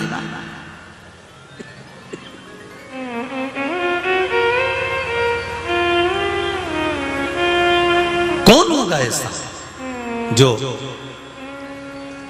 धर्म पत्नी का भी दान दे दिए? रावण कहने लगा हमको पार्वती जी दे दो। भगवान के शंकर जी के ले जा, लेके जा। अच्छा है मेरी आफत, तू ले जा, मैं कई दिक्कत ले जा। पार्वती जी ने आंख में जल भरकर कहा, आपने अपने भक्त को अपनी धर्मपत्नी दे दी। शिव जी ने कहा, परसों भी कथा में कहा था, पुरुष में आदि शक्ति शंकर की नहीं रहती, पर माताओं में बोला था कि नहीं बोला था, आदि शक्ति शंकर की रहती है। शिव जी ने कहा, पार्वती स्त्री, नारी, कन्या जब मां के गर्भ से जन्म लेती है ना, एक रिसर्च को पढ़ना, अगर हमारी बात पर विश्वास ना हो तो मोबाइल पर रिसर्च कर कर देखना। एक महिला पुत्र को जन्म देती है तो उसके 5 साल आयु के घट जाते हैं, और जब महिला कन्या को जन्म देती है तो माता की उम्र बढ़ जाती है। कन्या के जन्म देने पर शंकर जी कह रहे हैं, पार्वती स्त्री का जब जन्म होता है तो उसमें आदि शक्ति शंकर की होती है। अब मैंने अपने भक्तों को तुम्हें दान दे दिया, अब तुम अपनी शक्ति का परिचय दो, तुम्हें कैसे बचना है तुम बचकर आओ। पार्वती जी ने कहा, वाह शंभु वाह, वारे भोलेनाथ गजब। शिव जी बोले, तो ऐसे ही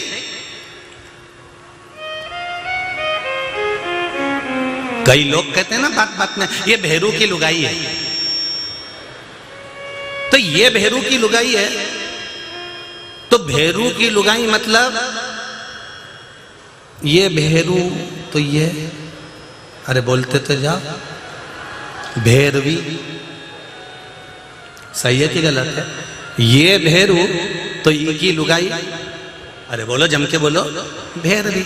जब भेरू खप्पर लेके नाच सकता है तो क्या भैरवी मुंड लेकर नहीं नाच सकती है?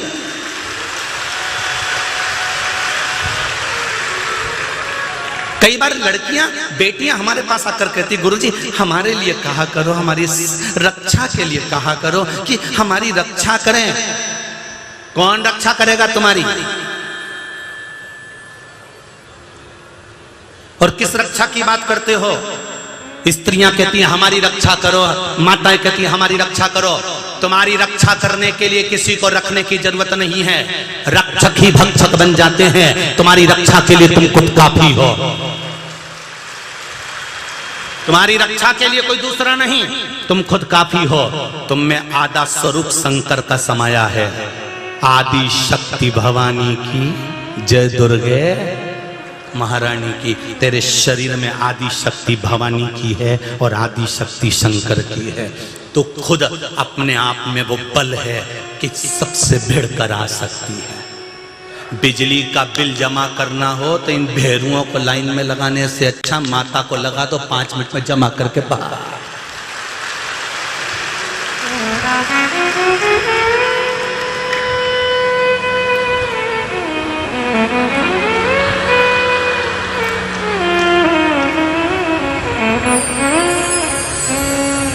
राशन की दुकान पे राशन मिलता है, भेरुअन तो बस बीड़ी धुनके में बैठे रहे, और ये जाए झोला ले लुआ के और थोड़ा सा जाके हट रहा है, उनंग सर की जा, वो के मेरा नंबर है, हाँ थारा बाप का, और बहुत झोला लेना लगाई ना घर बुराई। अब बोलो भेरू की लुगाई, भैरवी आई, आई कि नहीं आई?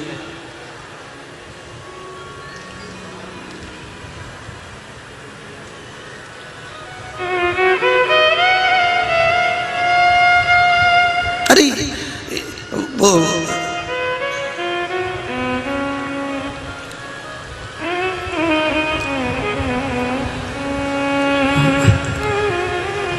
मां कनकेश्वरी ग्राउंड में भी कथा थी पहले, मेंदोला कराए थे, जैसे जीतू भैया कराए हैं ऐसे। तो 3 दिन से एक महिला से मिलने नहीं दे रहे थे वो। अब वो महिला बेचारी सोची कि ये भेरुआन मुझे मिलने नहीं दे रहा है, तो अब मिलूं कैसे। और वो जैसे ही हम चले और वो महिला आई, उसने देखा 2 बार रोक दिया, 3 बार रोक दिया, 4 बार रोक दिया, अब की बार वो चलो।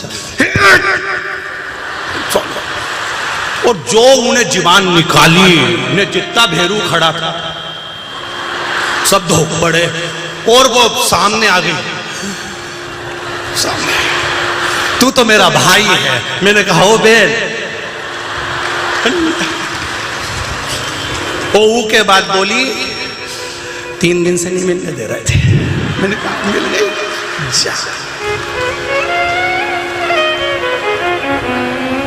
अब भेरू अंदाज खोजता खोजता पूछे, अपने तो बेवकूफ बना गई रहे, कपड़े बेवकूफ बना दिया ही कहीं करे। शंभु शरण पड़ी मांगो घड़ी रे घड़ी दुख काटो दया हरि दर्शन आपो। अब तुम्हें सुरक्षा तुम खुद करो।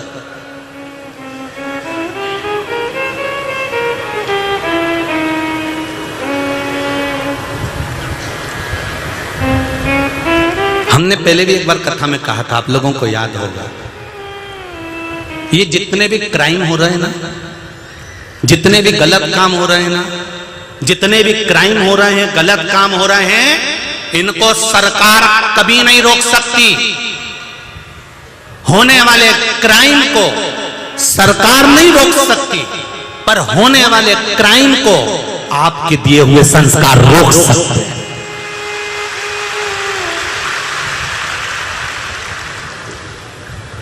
सरकार क्राइम नहीं रोक सकती है, पर संस्कार क्राइम रोक सकता है।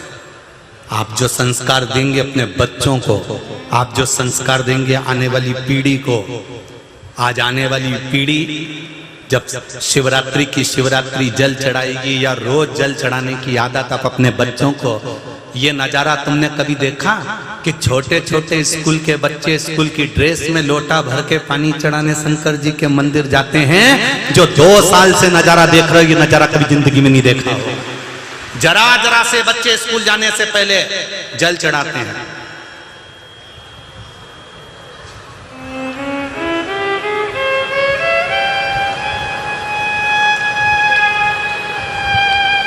ये नजारा कब देखो?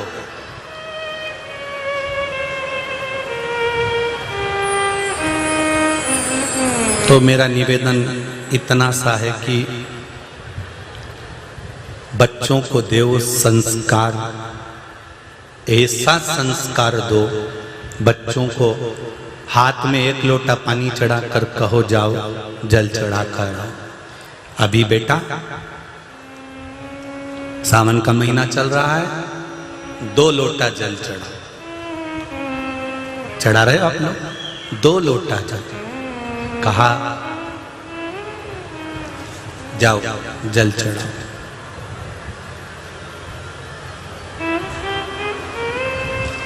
हमने बहुत सारे धर्मों को देखा है, कई धर्मों के बच्चे बाकायदा जहां उनको जाना होता है वहां चले जाते हैं। हमारे घर के बच्चों का पथ भ्रष्ट हो जाता है, मार्ग बदल जाता है।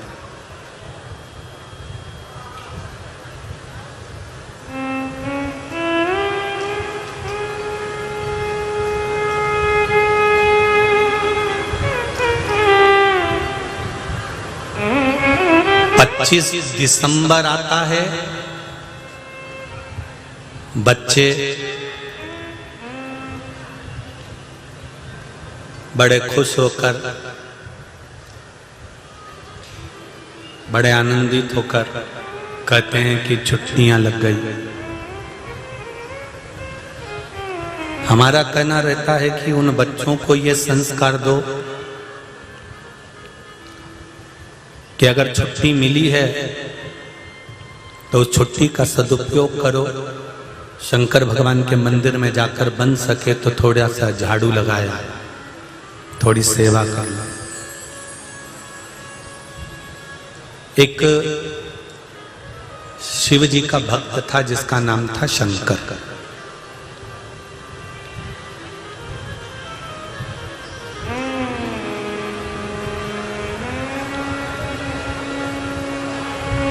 वो नीलकंठ बाबा का परम भक्त था। नीलकंठेश्वर महादेव का वो परम भक्त था।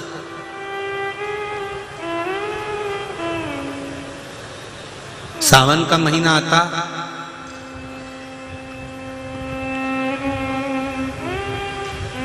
कावड़ लेकर कंधे पर शिव जी को जल चढ़ाने जाता। 72 वर्ष की उसकी आयु हो गई। परिवार में धन की भी बड़ी कमी थी, परिवार में पैसा था नहीं, धन था नहीं, बहुत परिस्थिति का मारा भी था।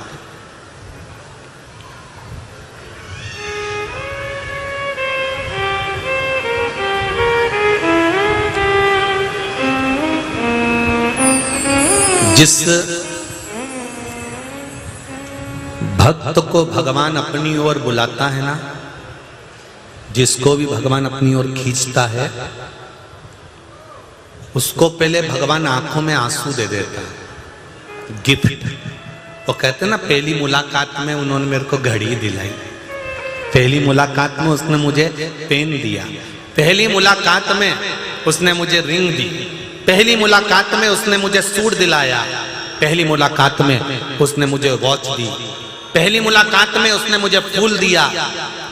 मेरा देवाधिदेव महादेव जिसको अपनी ओर खींचता है, पहले उसकी आंख में पहली मुलाकात में आंसू दे देता है।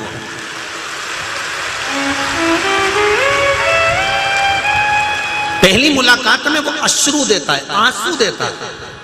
क्यों? क्योंकि वो कहता है कि आंसू मैंने दिया है और इसको पोंछूंगा भी मैं। जैसे एक भक्त की कथा आती है, एक भक्त भगवान भोजन कर रहे थे, माता पार्वती जी आकड़िया की रोटी बनाई, काकड़िया की साग, पर से माता पार्वती जी पावे भोलानाथ, मन शिव रटोरे, छोड़ दो कपट मन शिव रटोरे। माता पार्वती जी ने आकड़े की रोटी बनाई, काकड़िया की सब्जी बनाई, शंकर भगवान पा रहे थे बड़े प्रेम से बैठकर। इतनी देर में एक भक्त शिव जी का शंकर भगवान के भक्त पर किसी ने पत्थर फेंककर मारा। शिव जी के भक्त को लोगों ने कपड़ा फाड़ा, पागल कहने लगे, मूर्ख कहने लगे, उसको अपशब्द कहने लगे, उसको आड़ा टेढ़ा कहने लगे। भक्त भागता भागता एक कोने में छुप गया। शिव जी रोटी खाते खाते हाथ को रोक लिया। गणेश जी ने कहा, मां, पिताजी ने भोजन करते हुए अपना हाथ क्यों रोका? पार्वती जी ने पूछा, प्रभु आपने अपने हाथ को क्यों रोका? शंकर भगवान कहते हैं, मेरा भक्त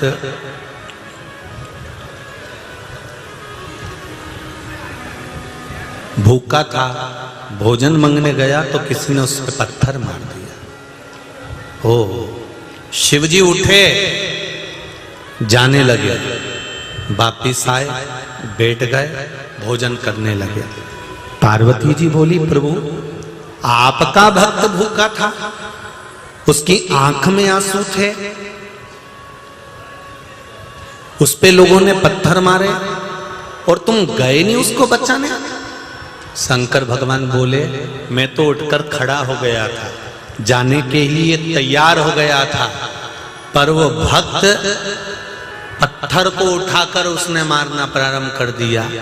शंकर भगवान कहते हैं, थोड़ी देर और इंतजार करता, मेरा भजन करता, आंख के आंसू उसको पोंछने की जरूरत नहीं पड़ती, महादेव खुद पोंछ कर आता और जवाब भी देगा। उसने पत्थर मारकर हिसाब बराबर कर लिया। पत्थर इसने मारा, उसने पलट कर मार दिया, हिसाब बराबर हो गया। इसने गाली दी, उसने गाली बक दी, हिसाब बराबर हो गया। इसने थप्पड़ मारा, इसने थप्पड़ मारा, हिसाब बराबर हो गया। शिव महापुराण की कथा कहती है, कहने वालों को कहने दो, अपशब्द बोलने वालों को बोलने दो, ताने देने वालों को देने दो, आड़ा टेढ़ा बोलने वालों को बोलने दो। जितना जितना ये अपशब्द बोलेंगे, जितना जितना आड़ा टेढ़ा बोलेंगे, जितना जितना पत्थर उठाकर मारेंगे, समय का इंतजार रखना। तुम जो पत्थर पलट कर मारोगे उससे एक घाव होगा, एक बार रोएगा। मेरा महादेव जो पलट कर मारेगा जिंदगी भर रोएगा।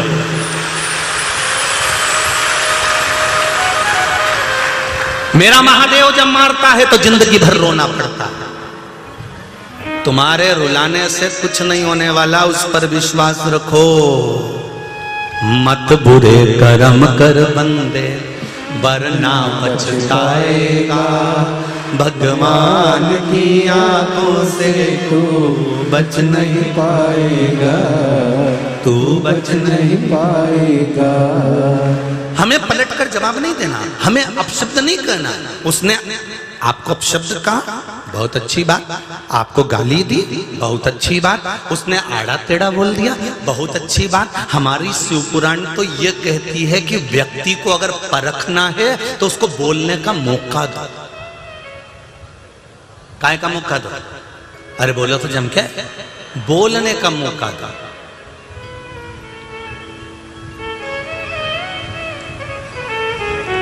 अगर बोलने का मौका नहीं दोगे तो संबंध बेकार हो जाते हैं। एक छोरी के लिए छोरा देखने गए गांव के लोग, 4-6। उनने देखा जमीन बहुत जोरदार है, 22 एकड़ जमीन है, 44 बीघा। हो 2 ही छोरा। अच्छा, 4 बैल, 2 गाड़ी, ट्रैक्टर, ट्राली, बखर, सब जोरदार। मकान भी अच्छा बना गांव में, जोरदार। छोरा भी दिखने में अच्छा है, दोनों की दोनों छोरा बढ़िया दिख रही है। उनसे पूछा परिवार वालों से कि शादी पहले करोगे, ये बड़ा वाला की करेंगे? अच्छा, बड़े वाले को देखा उन्होंने, बहुत बढ़िया, पढ़ा लिखा भी है, बहुत बढ़िया। तो क्या पक्का कर दे? पक्का कर दे।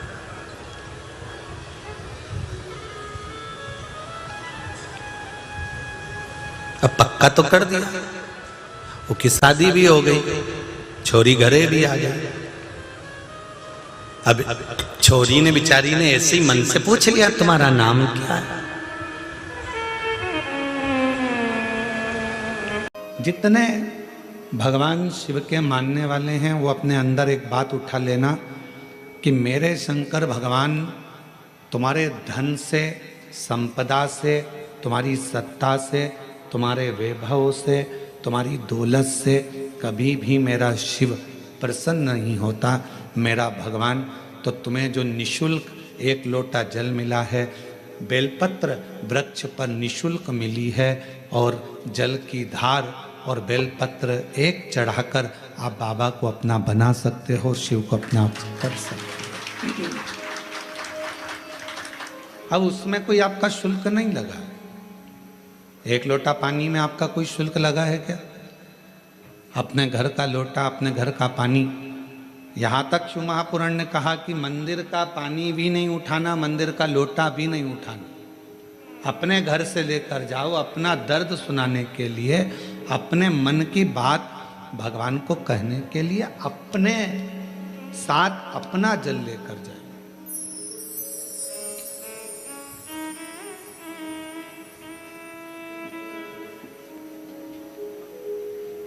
शिव महापुराण की कथा तो यहाँ तक कहती है कि भगवान की कोई भी स्तुति अगर आपको करना है तो अपने दिल में जो बात आए वो भगवान से कहो। किसी की पढ़ी पढ़ाई, किसी की सुनी सुनाई स्तुति भी हमको नहीं करना। खुद की स्तुति जो आपके दिल से निकल रही हो भगवान के लिए, उसको पुकारने के लिए, उसको बुलाने के लिए, वो स्तुति खुद करिए।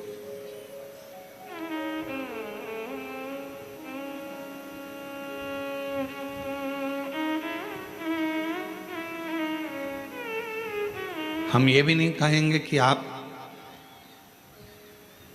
हम जैसा विधान बताएं वैसा करो, या हम जैसा आपका दिल करे आप वैसा करिए, शिव को रिझाने के लिए। कड़प एक ऐसा भील वन में रहने वाला, उसके पास में कुछ भी नहीं था, केवल उसने गांव के किसी व्यक्ति को पूजन करते देख लिया था और वो भी पूजन करना प्रारंभ कर दिया। पांव से तो उसने जलाधारी के आसपास में पड़े हुए फूल पत्ती को हटाया, मुंह में भरे हुए पानी को शिवजी पर चढ़ाया, जो उसके पास में मांस आदि था उसका भोग लगा दिया।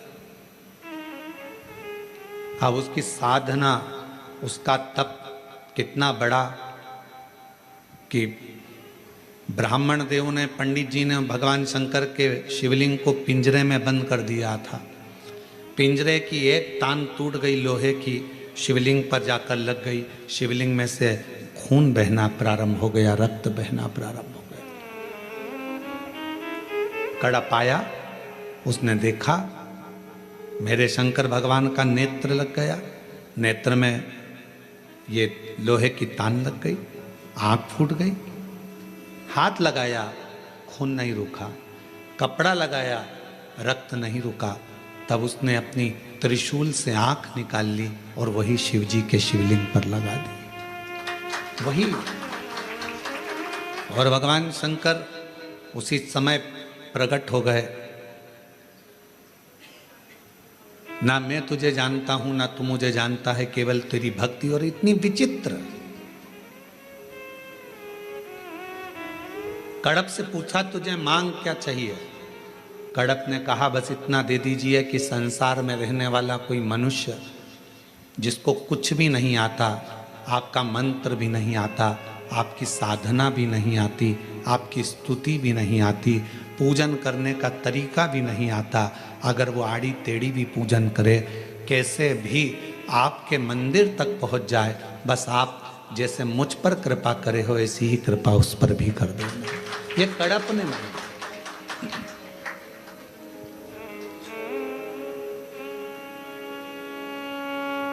मेरे शंकर भगवान तुम्हारी स्तुतियों से, मेरे शंकर भगवान तुम्हारे बहुत सारा कि 100 लोटे जल चढ़ाओगे तो शंकर जी प्रसन्न होंगे, 1.25 लाख बेलपत्र चढ़ाओगे तो शिव जी प्रसन्न होंगे।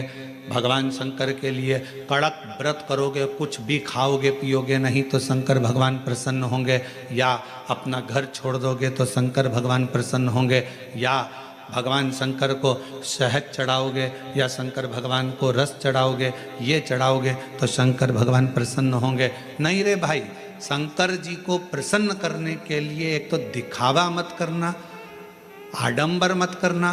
भगवान शंकर को प्रसन्न करने के लिए कहीं से कर्जा मत करना।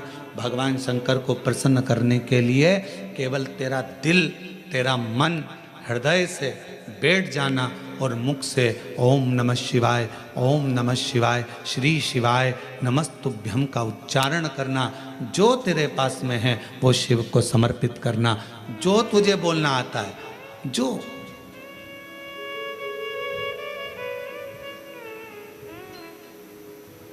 छोटा सा बच्चा तोतला बोलता है, माँ को अच्छा लगता है कि नहीं लगता है? बोलो, जम के बोलो, लगता है। छोटा सा बच्चा किसी से भी अगर तोतरी भाषा में बोलेगा सबको अच्छा लगेगा। तोतरा बच्चा, छोटा बच्चा गाली भी दे देगा तो सबको अच्छा लगेगा। वही बच्चा बड़ा हो जाए, बड़ा होने के बाद गाली बक दे तो लड़ाई हो जाए।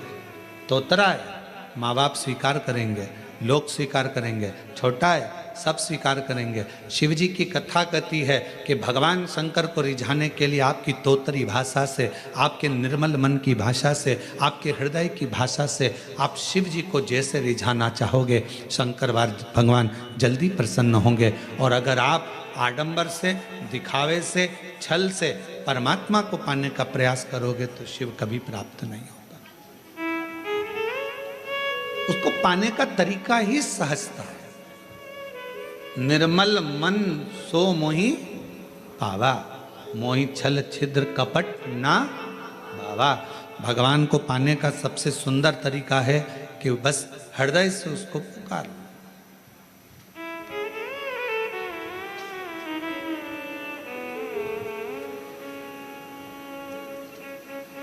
बारिश पड़े तो छाता लिया जाता है और दुख पड़े तो शिव का नाम लिया जाता है। केवल जब दुख आए, तकलीफ आए, कष्ट आए, परेशानी आए, थोड़ा सा भी जीवन में अगर लग रहा है कि हमारी कष्ट की जिंदगी चल रही है, हमारे परेशानी का जीवन चल रहा है, उस समय पर शिव नाम लेना प्रारंभ कर दो, श्री शिवाय नमस्तुभ्यम कहना प्रारंभ कर दो। धीरे धीरे उसका नाम उच्चारण करना प्रारंभ कर दो। घर के दरवाजे पर श्री शिवाय नमस्तुभ्यम लिख दो। गाड़ी पर, बंगले पर, दुकान पर, जायदाद पर उसका नाम लिख दो कि अब हमारे बस का नहीं है, लोग हमको तकलीफ दे रहे हैं, कष्ट दे रहे हैं, अब दुनिया हमारे से नफरत कर रही है, पर मेरे बाबा तू मुझे निभा लेना। पूरी जमीन, जायदाद, मकान, गाड़ी, खुद सब कर श्री शिवाय नमस्तुभ्यम लिख दो, उसके सुप्रत कर दो। एक बहन ने एक पत्र लिखा था कल कि रुद्राक्ष क्यों पहना जाता है, तुलसी की माला क्यों पहनी जाती है, रुद्राक्ष पहनने का कारण क्या है, तुलसी की माला पहनने का कारण क्या है, क्यों रुद्राक्ष पहना जाए, क्यों तुलसी की माला पहनी जाए, उसका कारण क्या है। हम आपसे पूछते हैं, सब बोलना। एक कटोरी में शक्कर ले लो, ठीक है, उसमें तुलसी का थोड़ा सा दल डाल दो, क्या बन गया, जम के बोलो, प्रसाद बन गया। भोजन है, भोजन की थाली में जब तक तुलसी का दल नहीं डाला तब तक वो प्रसाद नहीं हुआ। तुलसी का एक पत्ता, थोड़ा सा दल भोजन की थाली में डल गया, क्या बन गया, प्रसाद। इतना बड़ा भगोना भरकर नुक्ति बनी है, सेव बना है, प्रसाद बना है, उसमें थोड़ा सा तुलसी का दल डाल दो, क्या बन गया, प्रसाद बन गया। अब शिव का प्रसाद कैसे बनता है, तो कहा भगवान के प्रसाद में जो सामग्री हो उसमें बेलपत्री डाल दीजिए, रुद्राक्ष का भाग उसके अंतर्गत, अर्थात भगवान शंकर स्वयं माँ महागौरी से कहते हैं, ये महागौरी, हे गौरी, हे महागौरी। जैसे तुलसी भोजन में डालने पर प्रसाद बन जाती है, उसी तरह संसार का मनुष्य जब किसी रुद्राक्ष को अपने गले में धारण करता है तो वो मेरे लिए प्रसाद बन जाता है, मेरा अपना बन जाता है, उसको मैं स्वीकार कर लेता हूं, वो मेरा अपना है। अब प्रसाद को आप लोग नाली में फेंकते हो क्या, प्रसाद को आप गटर में फेंकते हो क्या, प्रसाद को आप कहीं गलत जगह डालते हो क्या, नहीं, क्योंकि वो प्रसाद बन गया। गले में अगर रुद्राक्ष की माला आ गई, एक रुद्राक्ष तुम्हारे गले में लाल धागे में पड़ा हुआ है, तुलसी की माला तुम्हारे गले में पड़ी हुई है, आप भगवान का प्रसाद हो। अगर चलते फिरते मौत का किसका ठिकाना, मृत्यु का किसको भरोसा, कब प्राण छूट जाए। अगर हमारे गले में रुद्राक्ष पड़ा है, तुलसी की माला पड़ी है और हमारे प्राण छूट भी गए तो हम वो प्रसाद हैं कि हमें नरक में नहीं पटका जाएगा, गलत जगह पर नहीं पटका जाएगा, हमको श्रेष्ठ जगह पर रखा जाएगा। प्रसाद को नाली में नहीं डालते, प्रसाद को गटर में नहीं डालते, रुद्राक्ष पहनने वाला, तुलसी की माला धारण करने वाले को गलत जगह पर नहीं भेजा जाता, गलत जगह पर। आप गले में अगर रुद्राक्ष धारण करते हो तो शिव का प्रसाद हो।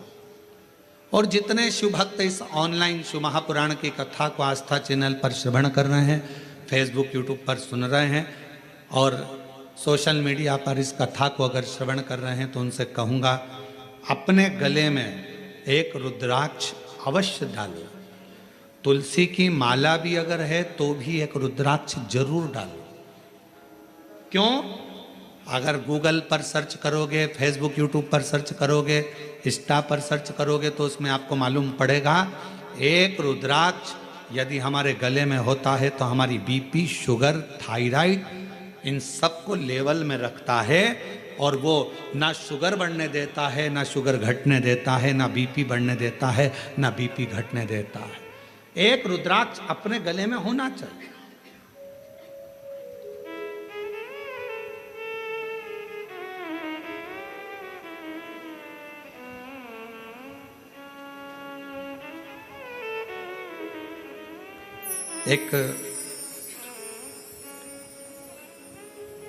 शिवा भगत की एक कथा आती है। मालती का एक पुत्र था शिवा, उसको लोग शिव कहते थे। क्यों? क्योंकि मालती के घर में कमाने वाला कोई नहीं था, ससुर के प्राण छूट गए थे, पति शरीर से विकलांग था और मालती मेहनत करती, परिश्रम करती। घर में एक बेटे का जन्म हुआ जिसका नाम शिव के ऊपर शिवा रखा।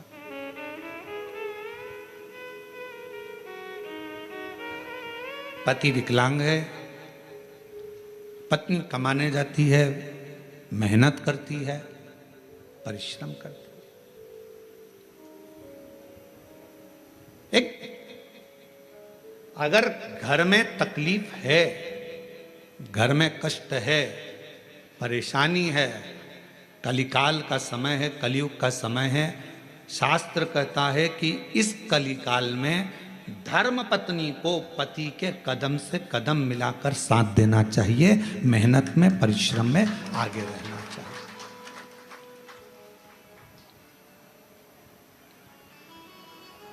वो समय गया जिस समय पर नारी केवल चौके का काम करती थी और लोग गाली देते थे, अपशब्द कहते थे, ताना देते थे, वो घर में रह लेती थी। आज का समय एक बेटी अपनी सेना को लेकर जाती है और पूरे पाकिस्तान को हिला कर आ जाती है। आज का वो युग है। आज का वो युग है कि एक बेटी पूरे पाकिस्तान को हिला कर आ जाती है। आज का वो युग है एक बेटी अंतरिक्ष में जाती है और अंतरिक्ष का छोर पाकर वापिस आ जाती है। आज का वो युग है एक बेटी साइंटिस्ट बनकर पूरे साइंटिस्टों को ज्ञान प्रदान करती है। आज का वो युग है। आज की बेटी collector, SP, IG, DIG, commissioner और बड़े बड़े अधिकारी और मंत्री के पद पर बैठती है। आज का वो युग है। वो गया समय, एक कलिकाल का समय, कलयुग का समय। और ये किसने दिया? कोई तुमसे पूछे कि एक स्त्री को आगे करने का अधिकार किसने दिया, तो तुम कह देना भगवान शंकर ने दिया। कहां? तारकासुर जैसा असुर सामने था, विदल उत्पल नाम के असुर सामने थे, महिषासुर सामने था।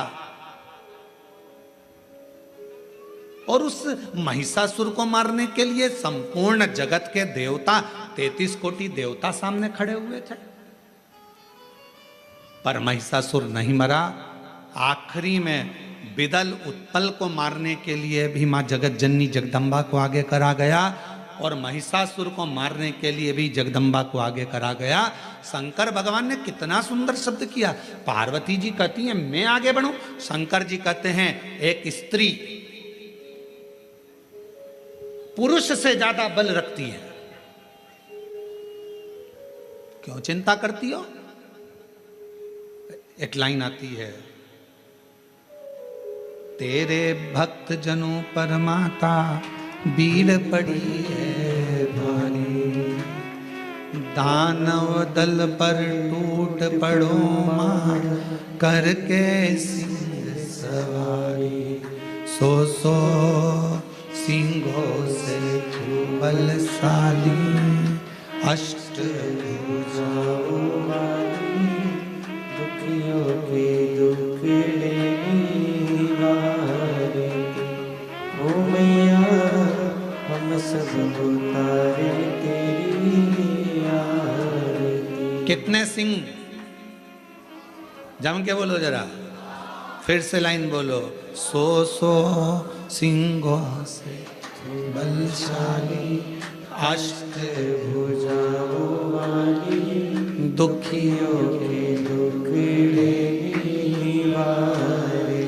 100 सिंहों से तू बलशाली है जगत जननी, 100 सिंहों से। अब जरा विचार करिएगा, किसी व्यक्ति को अगर संबोधित किया जाता है ये तो शेर है, मतलब वन, ओनली एक। और बहू को सम्मानित किया जाता है, 100 पे भारी है। बोलो सही है कि गलत है? एक व्यक्ति को संबोधित किया जाता है, वन ओनली, शेर है। और अगर स्त्री को संबोधित किया जाता है तो कभी कभी सास भी कह देती है मेरी बहू तो 100 पे भारी। किसकी सुने? 100 पर भारी। इतनी बोलती है, इतना बोलती है कि 100 लोग बोले इतना बोलती है, इतना तेज है, इतनी तेज, पूरा मार्केट करके गाड़ी उठाए, भुड़ भुड़ करके जाए, पूरा मार्केट करके 100 पर भारी। बोलो बोलो सत्य है कि गलत है?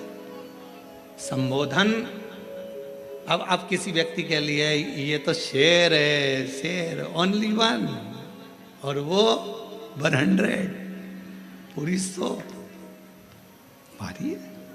100 सिंहों से बलशाली, अष्टभुजाओं वाली, दुखियों के दुख हारे। ओ मैया हम सब उतारे तेरी आरती। अब 100 सिंहों के बराबर उसमें बल है। शंकर भगवान आज के युग में, कलयुग में, अगर स्त्रियां, नारियां आगे आकर कार्य कर रही हैं, स्त्रियां आगे बढ़ी हैं, तो इसमें सबसे बड़ा योगदान, सबसे बड़ी कृपा मेरे देवादिदेव महादेव की है, जिन्होंने पार्वती जी को आगे करा, मां जगदम्बा को आगे करा। तू असुरों को मार सकती है, तो भद्रकाली बन सकती है, तो कुष्मांडा बन सकती है, तो स्कंदा बन सकती है, और एक समय ऐसा आए तो तू अन्नपूर्णा भी बन सकती है। याद करिए जब पूरा विश्व भूख से बिलख रहा था, पूरा विश्व, अकाल पड़ गया पूरी सृष्टि में, तड़पने लगे लोग, पक्षी मरने लगे, पशु मरने लगे, मानव मरने लगे, कुछ नहीं बचा। शिव अखंड समाधि में डूबे हुए थे और शंकर भगवान अखंड समाधि में थे। देवता आए शिव जी से प्रार्थना करने के लिए, शिव जी उठते नहीं। ब्रह्मा जी आए, शिव जी उठते नहीं। इंद्र आए, शिव जी उठते नहीं। अखंड समाधि में लगे भगवान देवादिदेव महादेव, उठने का नाम नहीं। नेत्र बंद, क्या हो रहा है मालूम नहीं, पर पार्वती माता से रहा नहीं गया। सूचना मिली पूरा ब्रह्मांड हिल रहा है, सब भूख और प्यास से तड़प रहे हैं। तब माँ अम्बा जगदम्बा माता पार्वती ने विचार करा, मेरे बच्चे, ये संसार के लोग भूख से तड़प रहे हैं। तब मेरी माँ अम्बा जगदम्बा जी ने तुरंत अन्नपूर्णा का रूप धारण करा। भूमि पर चरण रखकर धान उत्पन्न किया।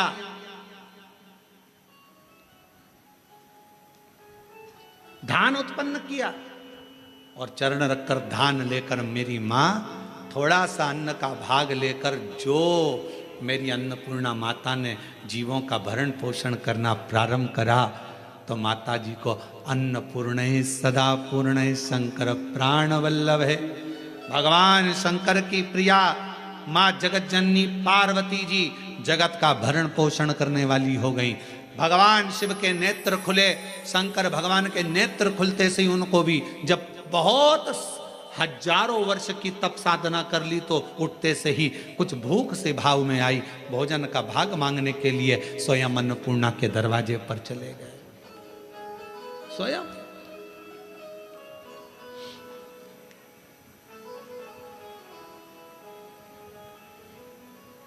जब जगत पूरे विश्व में हाहाकार मचती है तो वो अन्नपूर्णा बन जाती है। अगर नारी को अगर शक्ति दी है तो किसने दी? शिव ने। शंकर भगवान के सारे चरित्रों को उठाकर देखिएगा, केवल देवादिदेव महादेव अपना अर्ध नारीश्वर स्वरूप का दर्शन कराते हैं। आधा शिव, आधा पार्वती। पार्वती तू मेरी शक्ति है, शक्ति ही शिव है और शिव ही शक्ति है, दोनों। अब उसको समझने वाला समझे, ना समझने वाला ना। मालती बेटे का नाम शिवा रख दिया। पति पांवों से विकलांग था, करता कुछ नहीं था। अकेली मेहनत करने जाती है, परिश्रम कर। अब दुनिया की रीति है, जब एक नारी पुरुष की तरह आगे बढ़कर काम करती है और आगे बढ़ने का प्रयास करती है, तो दुनिया के लोग ताना देने का प्रयास करते हैं। उसका विल पावर कमजोर कैसा करा जाए, उसको तोड़ा कैसे जाए, उसको झुकाया कैसे जाए, उसको अंदर से तोड़ने का प्रयास करते हैं। पर जितनी भी मेरी बेटियां इस कथा को सुन रही हैं, जितनी मेरी जीजियां इस कथा को सुन रही हैं, जितनी मेरी माताएं इस कथा को श्रवण कर रही हैं, दुनिया का कोई व्यक्ति तुम्हें कितना भी ताना दे दे, कितनी भी गाली दे दे, तुम्हारे ऊपर कितना भी अपशब्द कह दे, तो भी अंदर से टूटना मती, दमदारी से चलते रहना, आगे बढ़ते रहना। तुम्हारा कर्म तुम्हारा जवाब देगा, तुम्हारा कर्म तुम्हारा जवाब देगा। तुम तो बढ़ते चलो, हाथी की अलमस्तता में आगे बढ़िए, कुत्ते पीछे चिल्लाते रहेंगे। कुत्तों की वो औकात नहीं होती जो सामने आकर भोग दें, कुत्ता हमेशा पीछे ही भोगता है। तुम अपनी अलमस्ती में चलो मेरी बहनों, तुम अपनी अलमस्ती में चलिए मेरी जीजियों, अपनी लगनता, अपनी कर्मता। मैं मेहनत करूंगी, पढ़ाई करूंगी, परिश्रम करूंगी, मैं आगे बढ़ूंगी। लोग ताना देंगे, अपशब्द कहेंगे, गालियां देंगे, आपके बारे में आड़ा टेढ़ा विचार रखेंगे, पर आप एक हाथी की तरह बढ़ते चले जाना, क्योंकि कुत्ता पीछे ही भौंकता है, हाथी के सामने नहीं आ पाता। कुत्ते का काम है पीछे भौंकना, वो हाथी के सामने नहीं आ पाता, क्योंकि कुत्ते को भी मालूम है कि हाथी के पांव में वजन है, सामने आऊंगा तो दुमस देगा, इसलिए कुत्ता केवल पीछे ही भौंकता है, उसकी वहीं तक सामर्थ्यता है।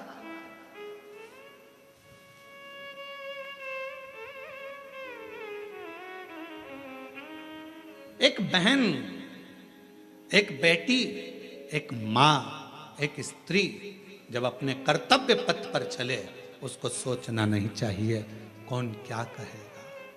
आग लगे बस्ती में, मस्ती में, क्या किसको रोइए सोइए, कौन कहेगा, क्या बोलेगा, बोले। हम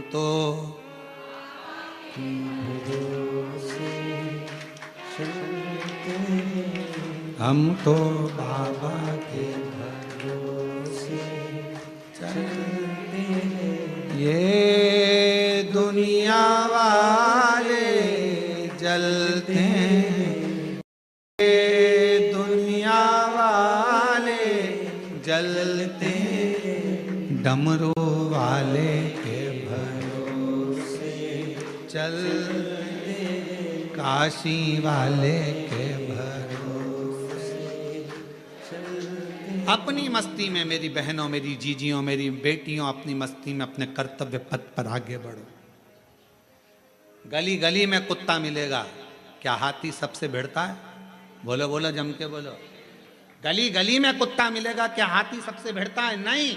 हाथी को मालूम है यह भोगता रहेगा, अपन बढ़ते रहेंगे, फिर अगले गांव जाएंगे, फिर अगली जगह जाएंगे, फिर चिल्लाएंगे। इनका फर्ज है चिल्लाना, क्योंकि पैदा ही इसलिए हुए हैं कि इनको चिल्लाना ही है। अपना कर्म, अपना कर्तव्य, अपने को आगे बढ़कर जाना, अपना कर्तव्य,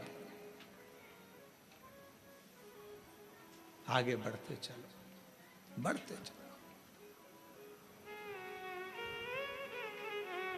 शिव कथा कर रही है। मालती ने विचार करा कि घर को चलाना है, बेटे का जन्म हुआ है, बेटे का नाम शिवा रखा है। शिव कहती है माँ। धीरे धीरे बच्चा एकांत रहने लगा, समय बीता। एक दिन माँ काम में लगी रहती, बच्चे को घर में जब भरण पोषण का कुछ ना पड़ा, कुछ भी, जिस जगह पर माँ काम करती थी उसी जगह पर उस बच्चे को काम पर लगा दिया और कह दिया मेरा स्वास्थ्य ठीक नहीं, सेठ जी मैं आपकी दुकान पर, आपके घर पर कार्य करने नहीं आ सकती, अब मेरा पुत्र है। ये कथा कोई पुरानी नहीं, इसी कलयुग की है, इसी कलयुग। आपके यहां ये मेरा पुत्र आएगा, छोटा सा लड़का 9 वर्ष की उसकी आयु। सेठ जी के घर कार्य करने जाता तो सेठ जी का गांव बहुत दूर था। वहां से आता, बेटे को भय लगता, डर लगता, क्या करे। माँ के पास आकर बोला, माँ सेठ जी कभी रात्रि को छोड़ते अकेले जंगल में आने में मुझे भय लगता है। माँ कहती क्या भय। हाथ पकड़ा बेटे का माँ ने, शंकर भगवान के शिवालय में लेकर गई। शिव जी के गले में पड़ी हुई रुद्राक्ष की माला निकाली, माला निकालकर बेटे के गले में डाल दी और कह दिया, केवल तू अकेला नहीं, तेरा महादेव तेरे साथ चलेगा, हर पल हर घड़ी हर क्षण रहेगा। और मालती की कथा कहती है, भगवान शंकर का चरित्र कहता है, रात्रि के समय पर बेटा शान से धड़क बेधड़क चलकर आता था। एक समय कोई प्रेत सामने से, कोई प्रेत पेड़ पर से लटकता हुआ दिखा। इस बालक को भय ना लगा, इसने हाथ जोड़कर प्रणाम कर कर कहा, तुम कौन हो, कौन हो? कहा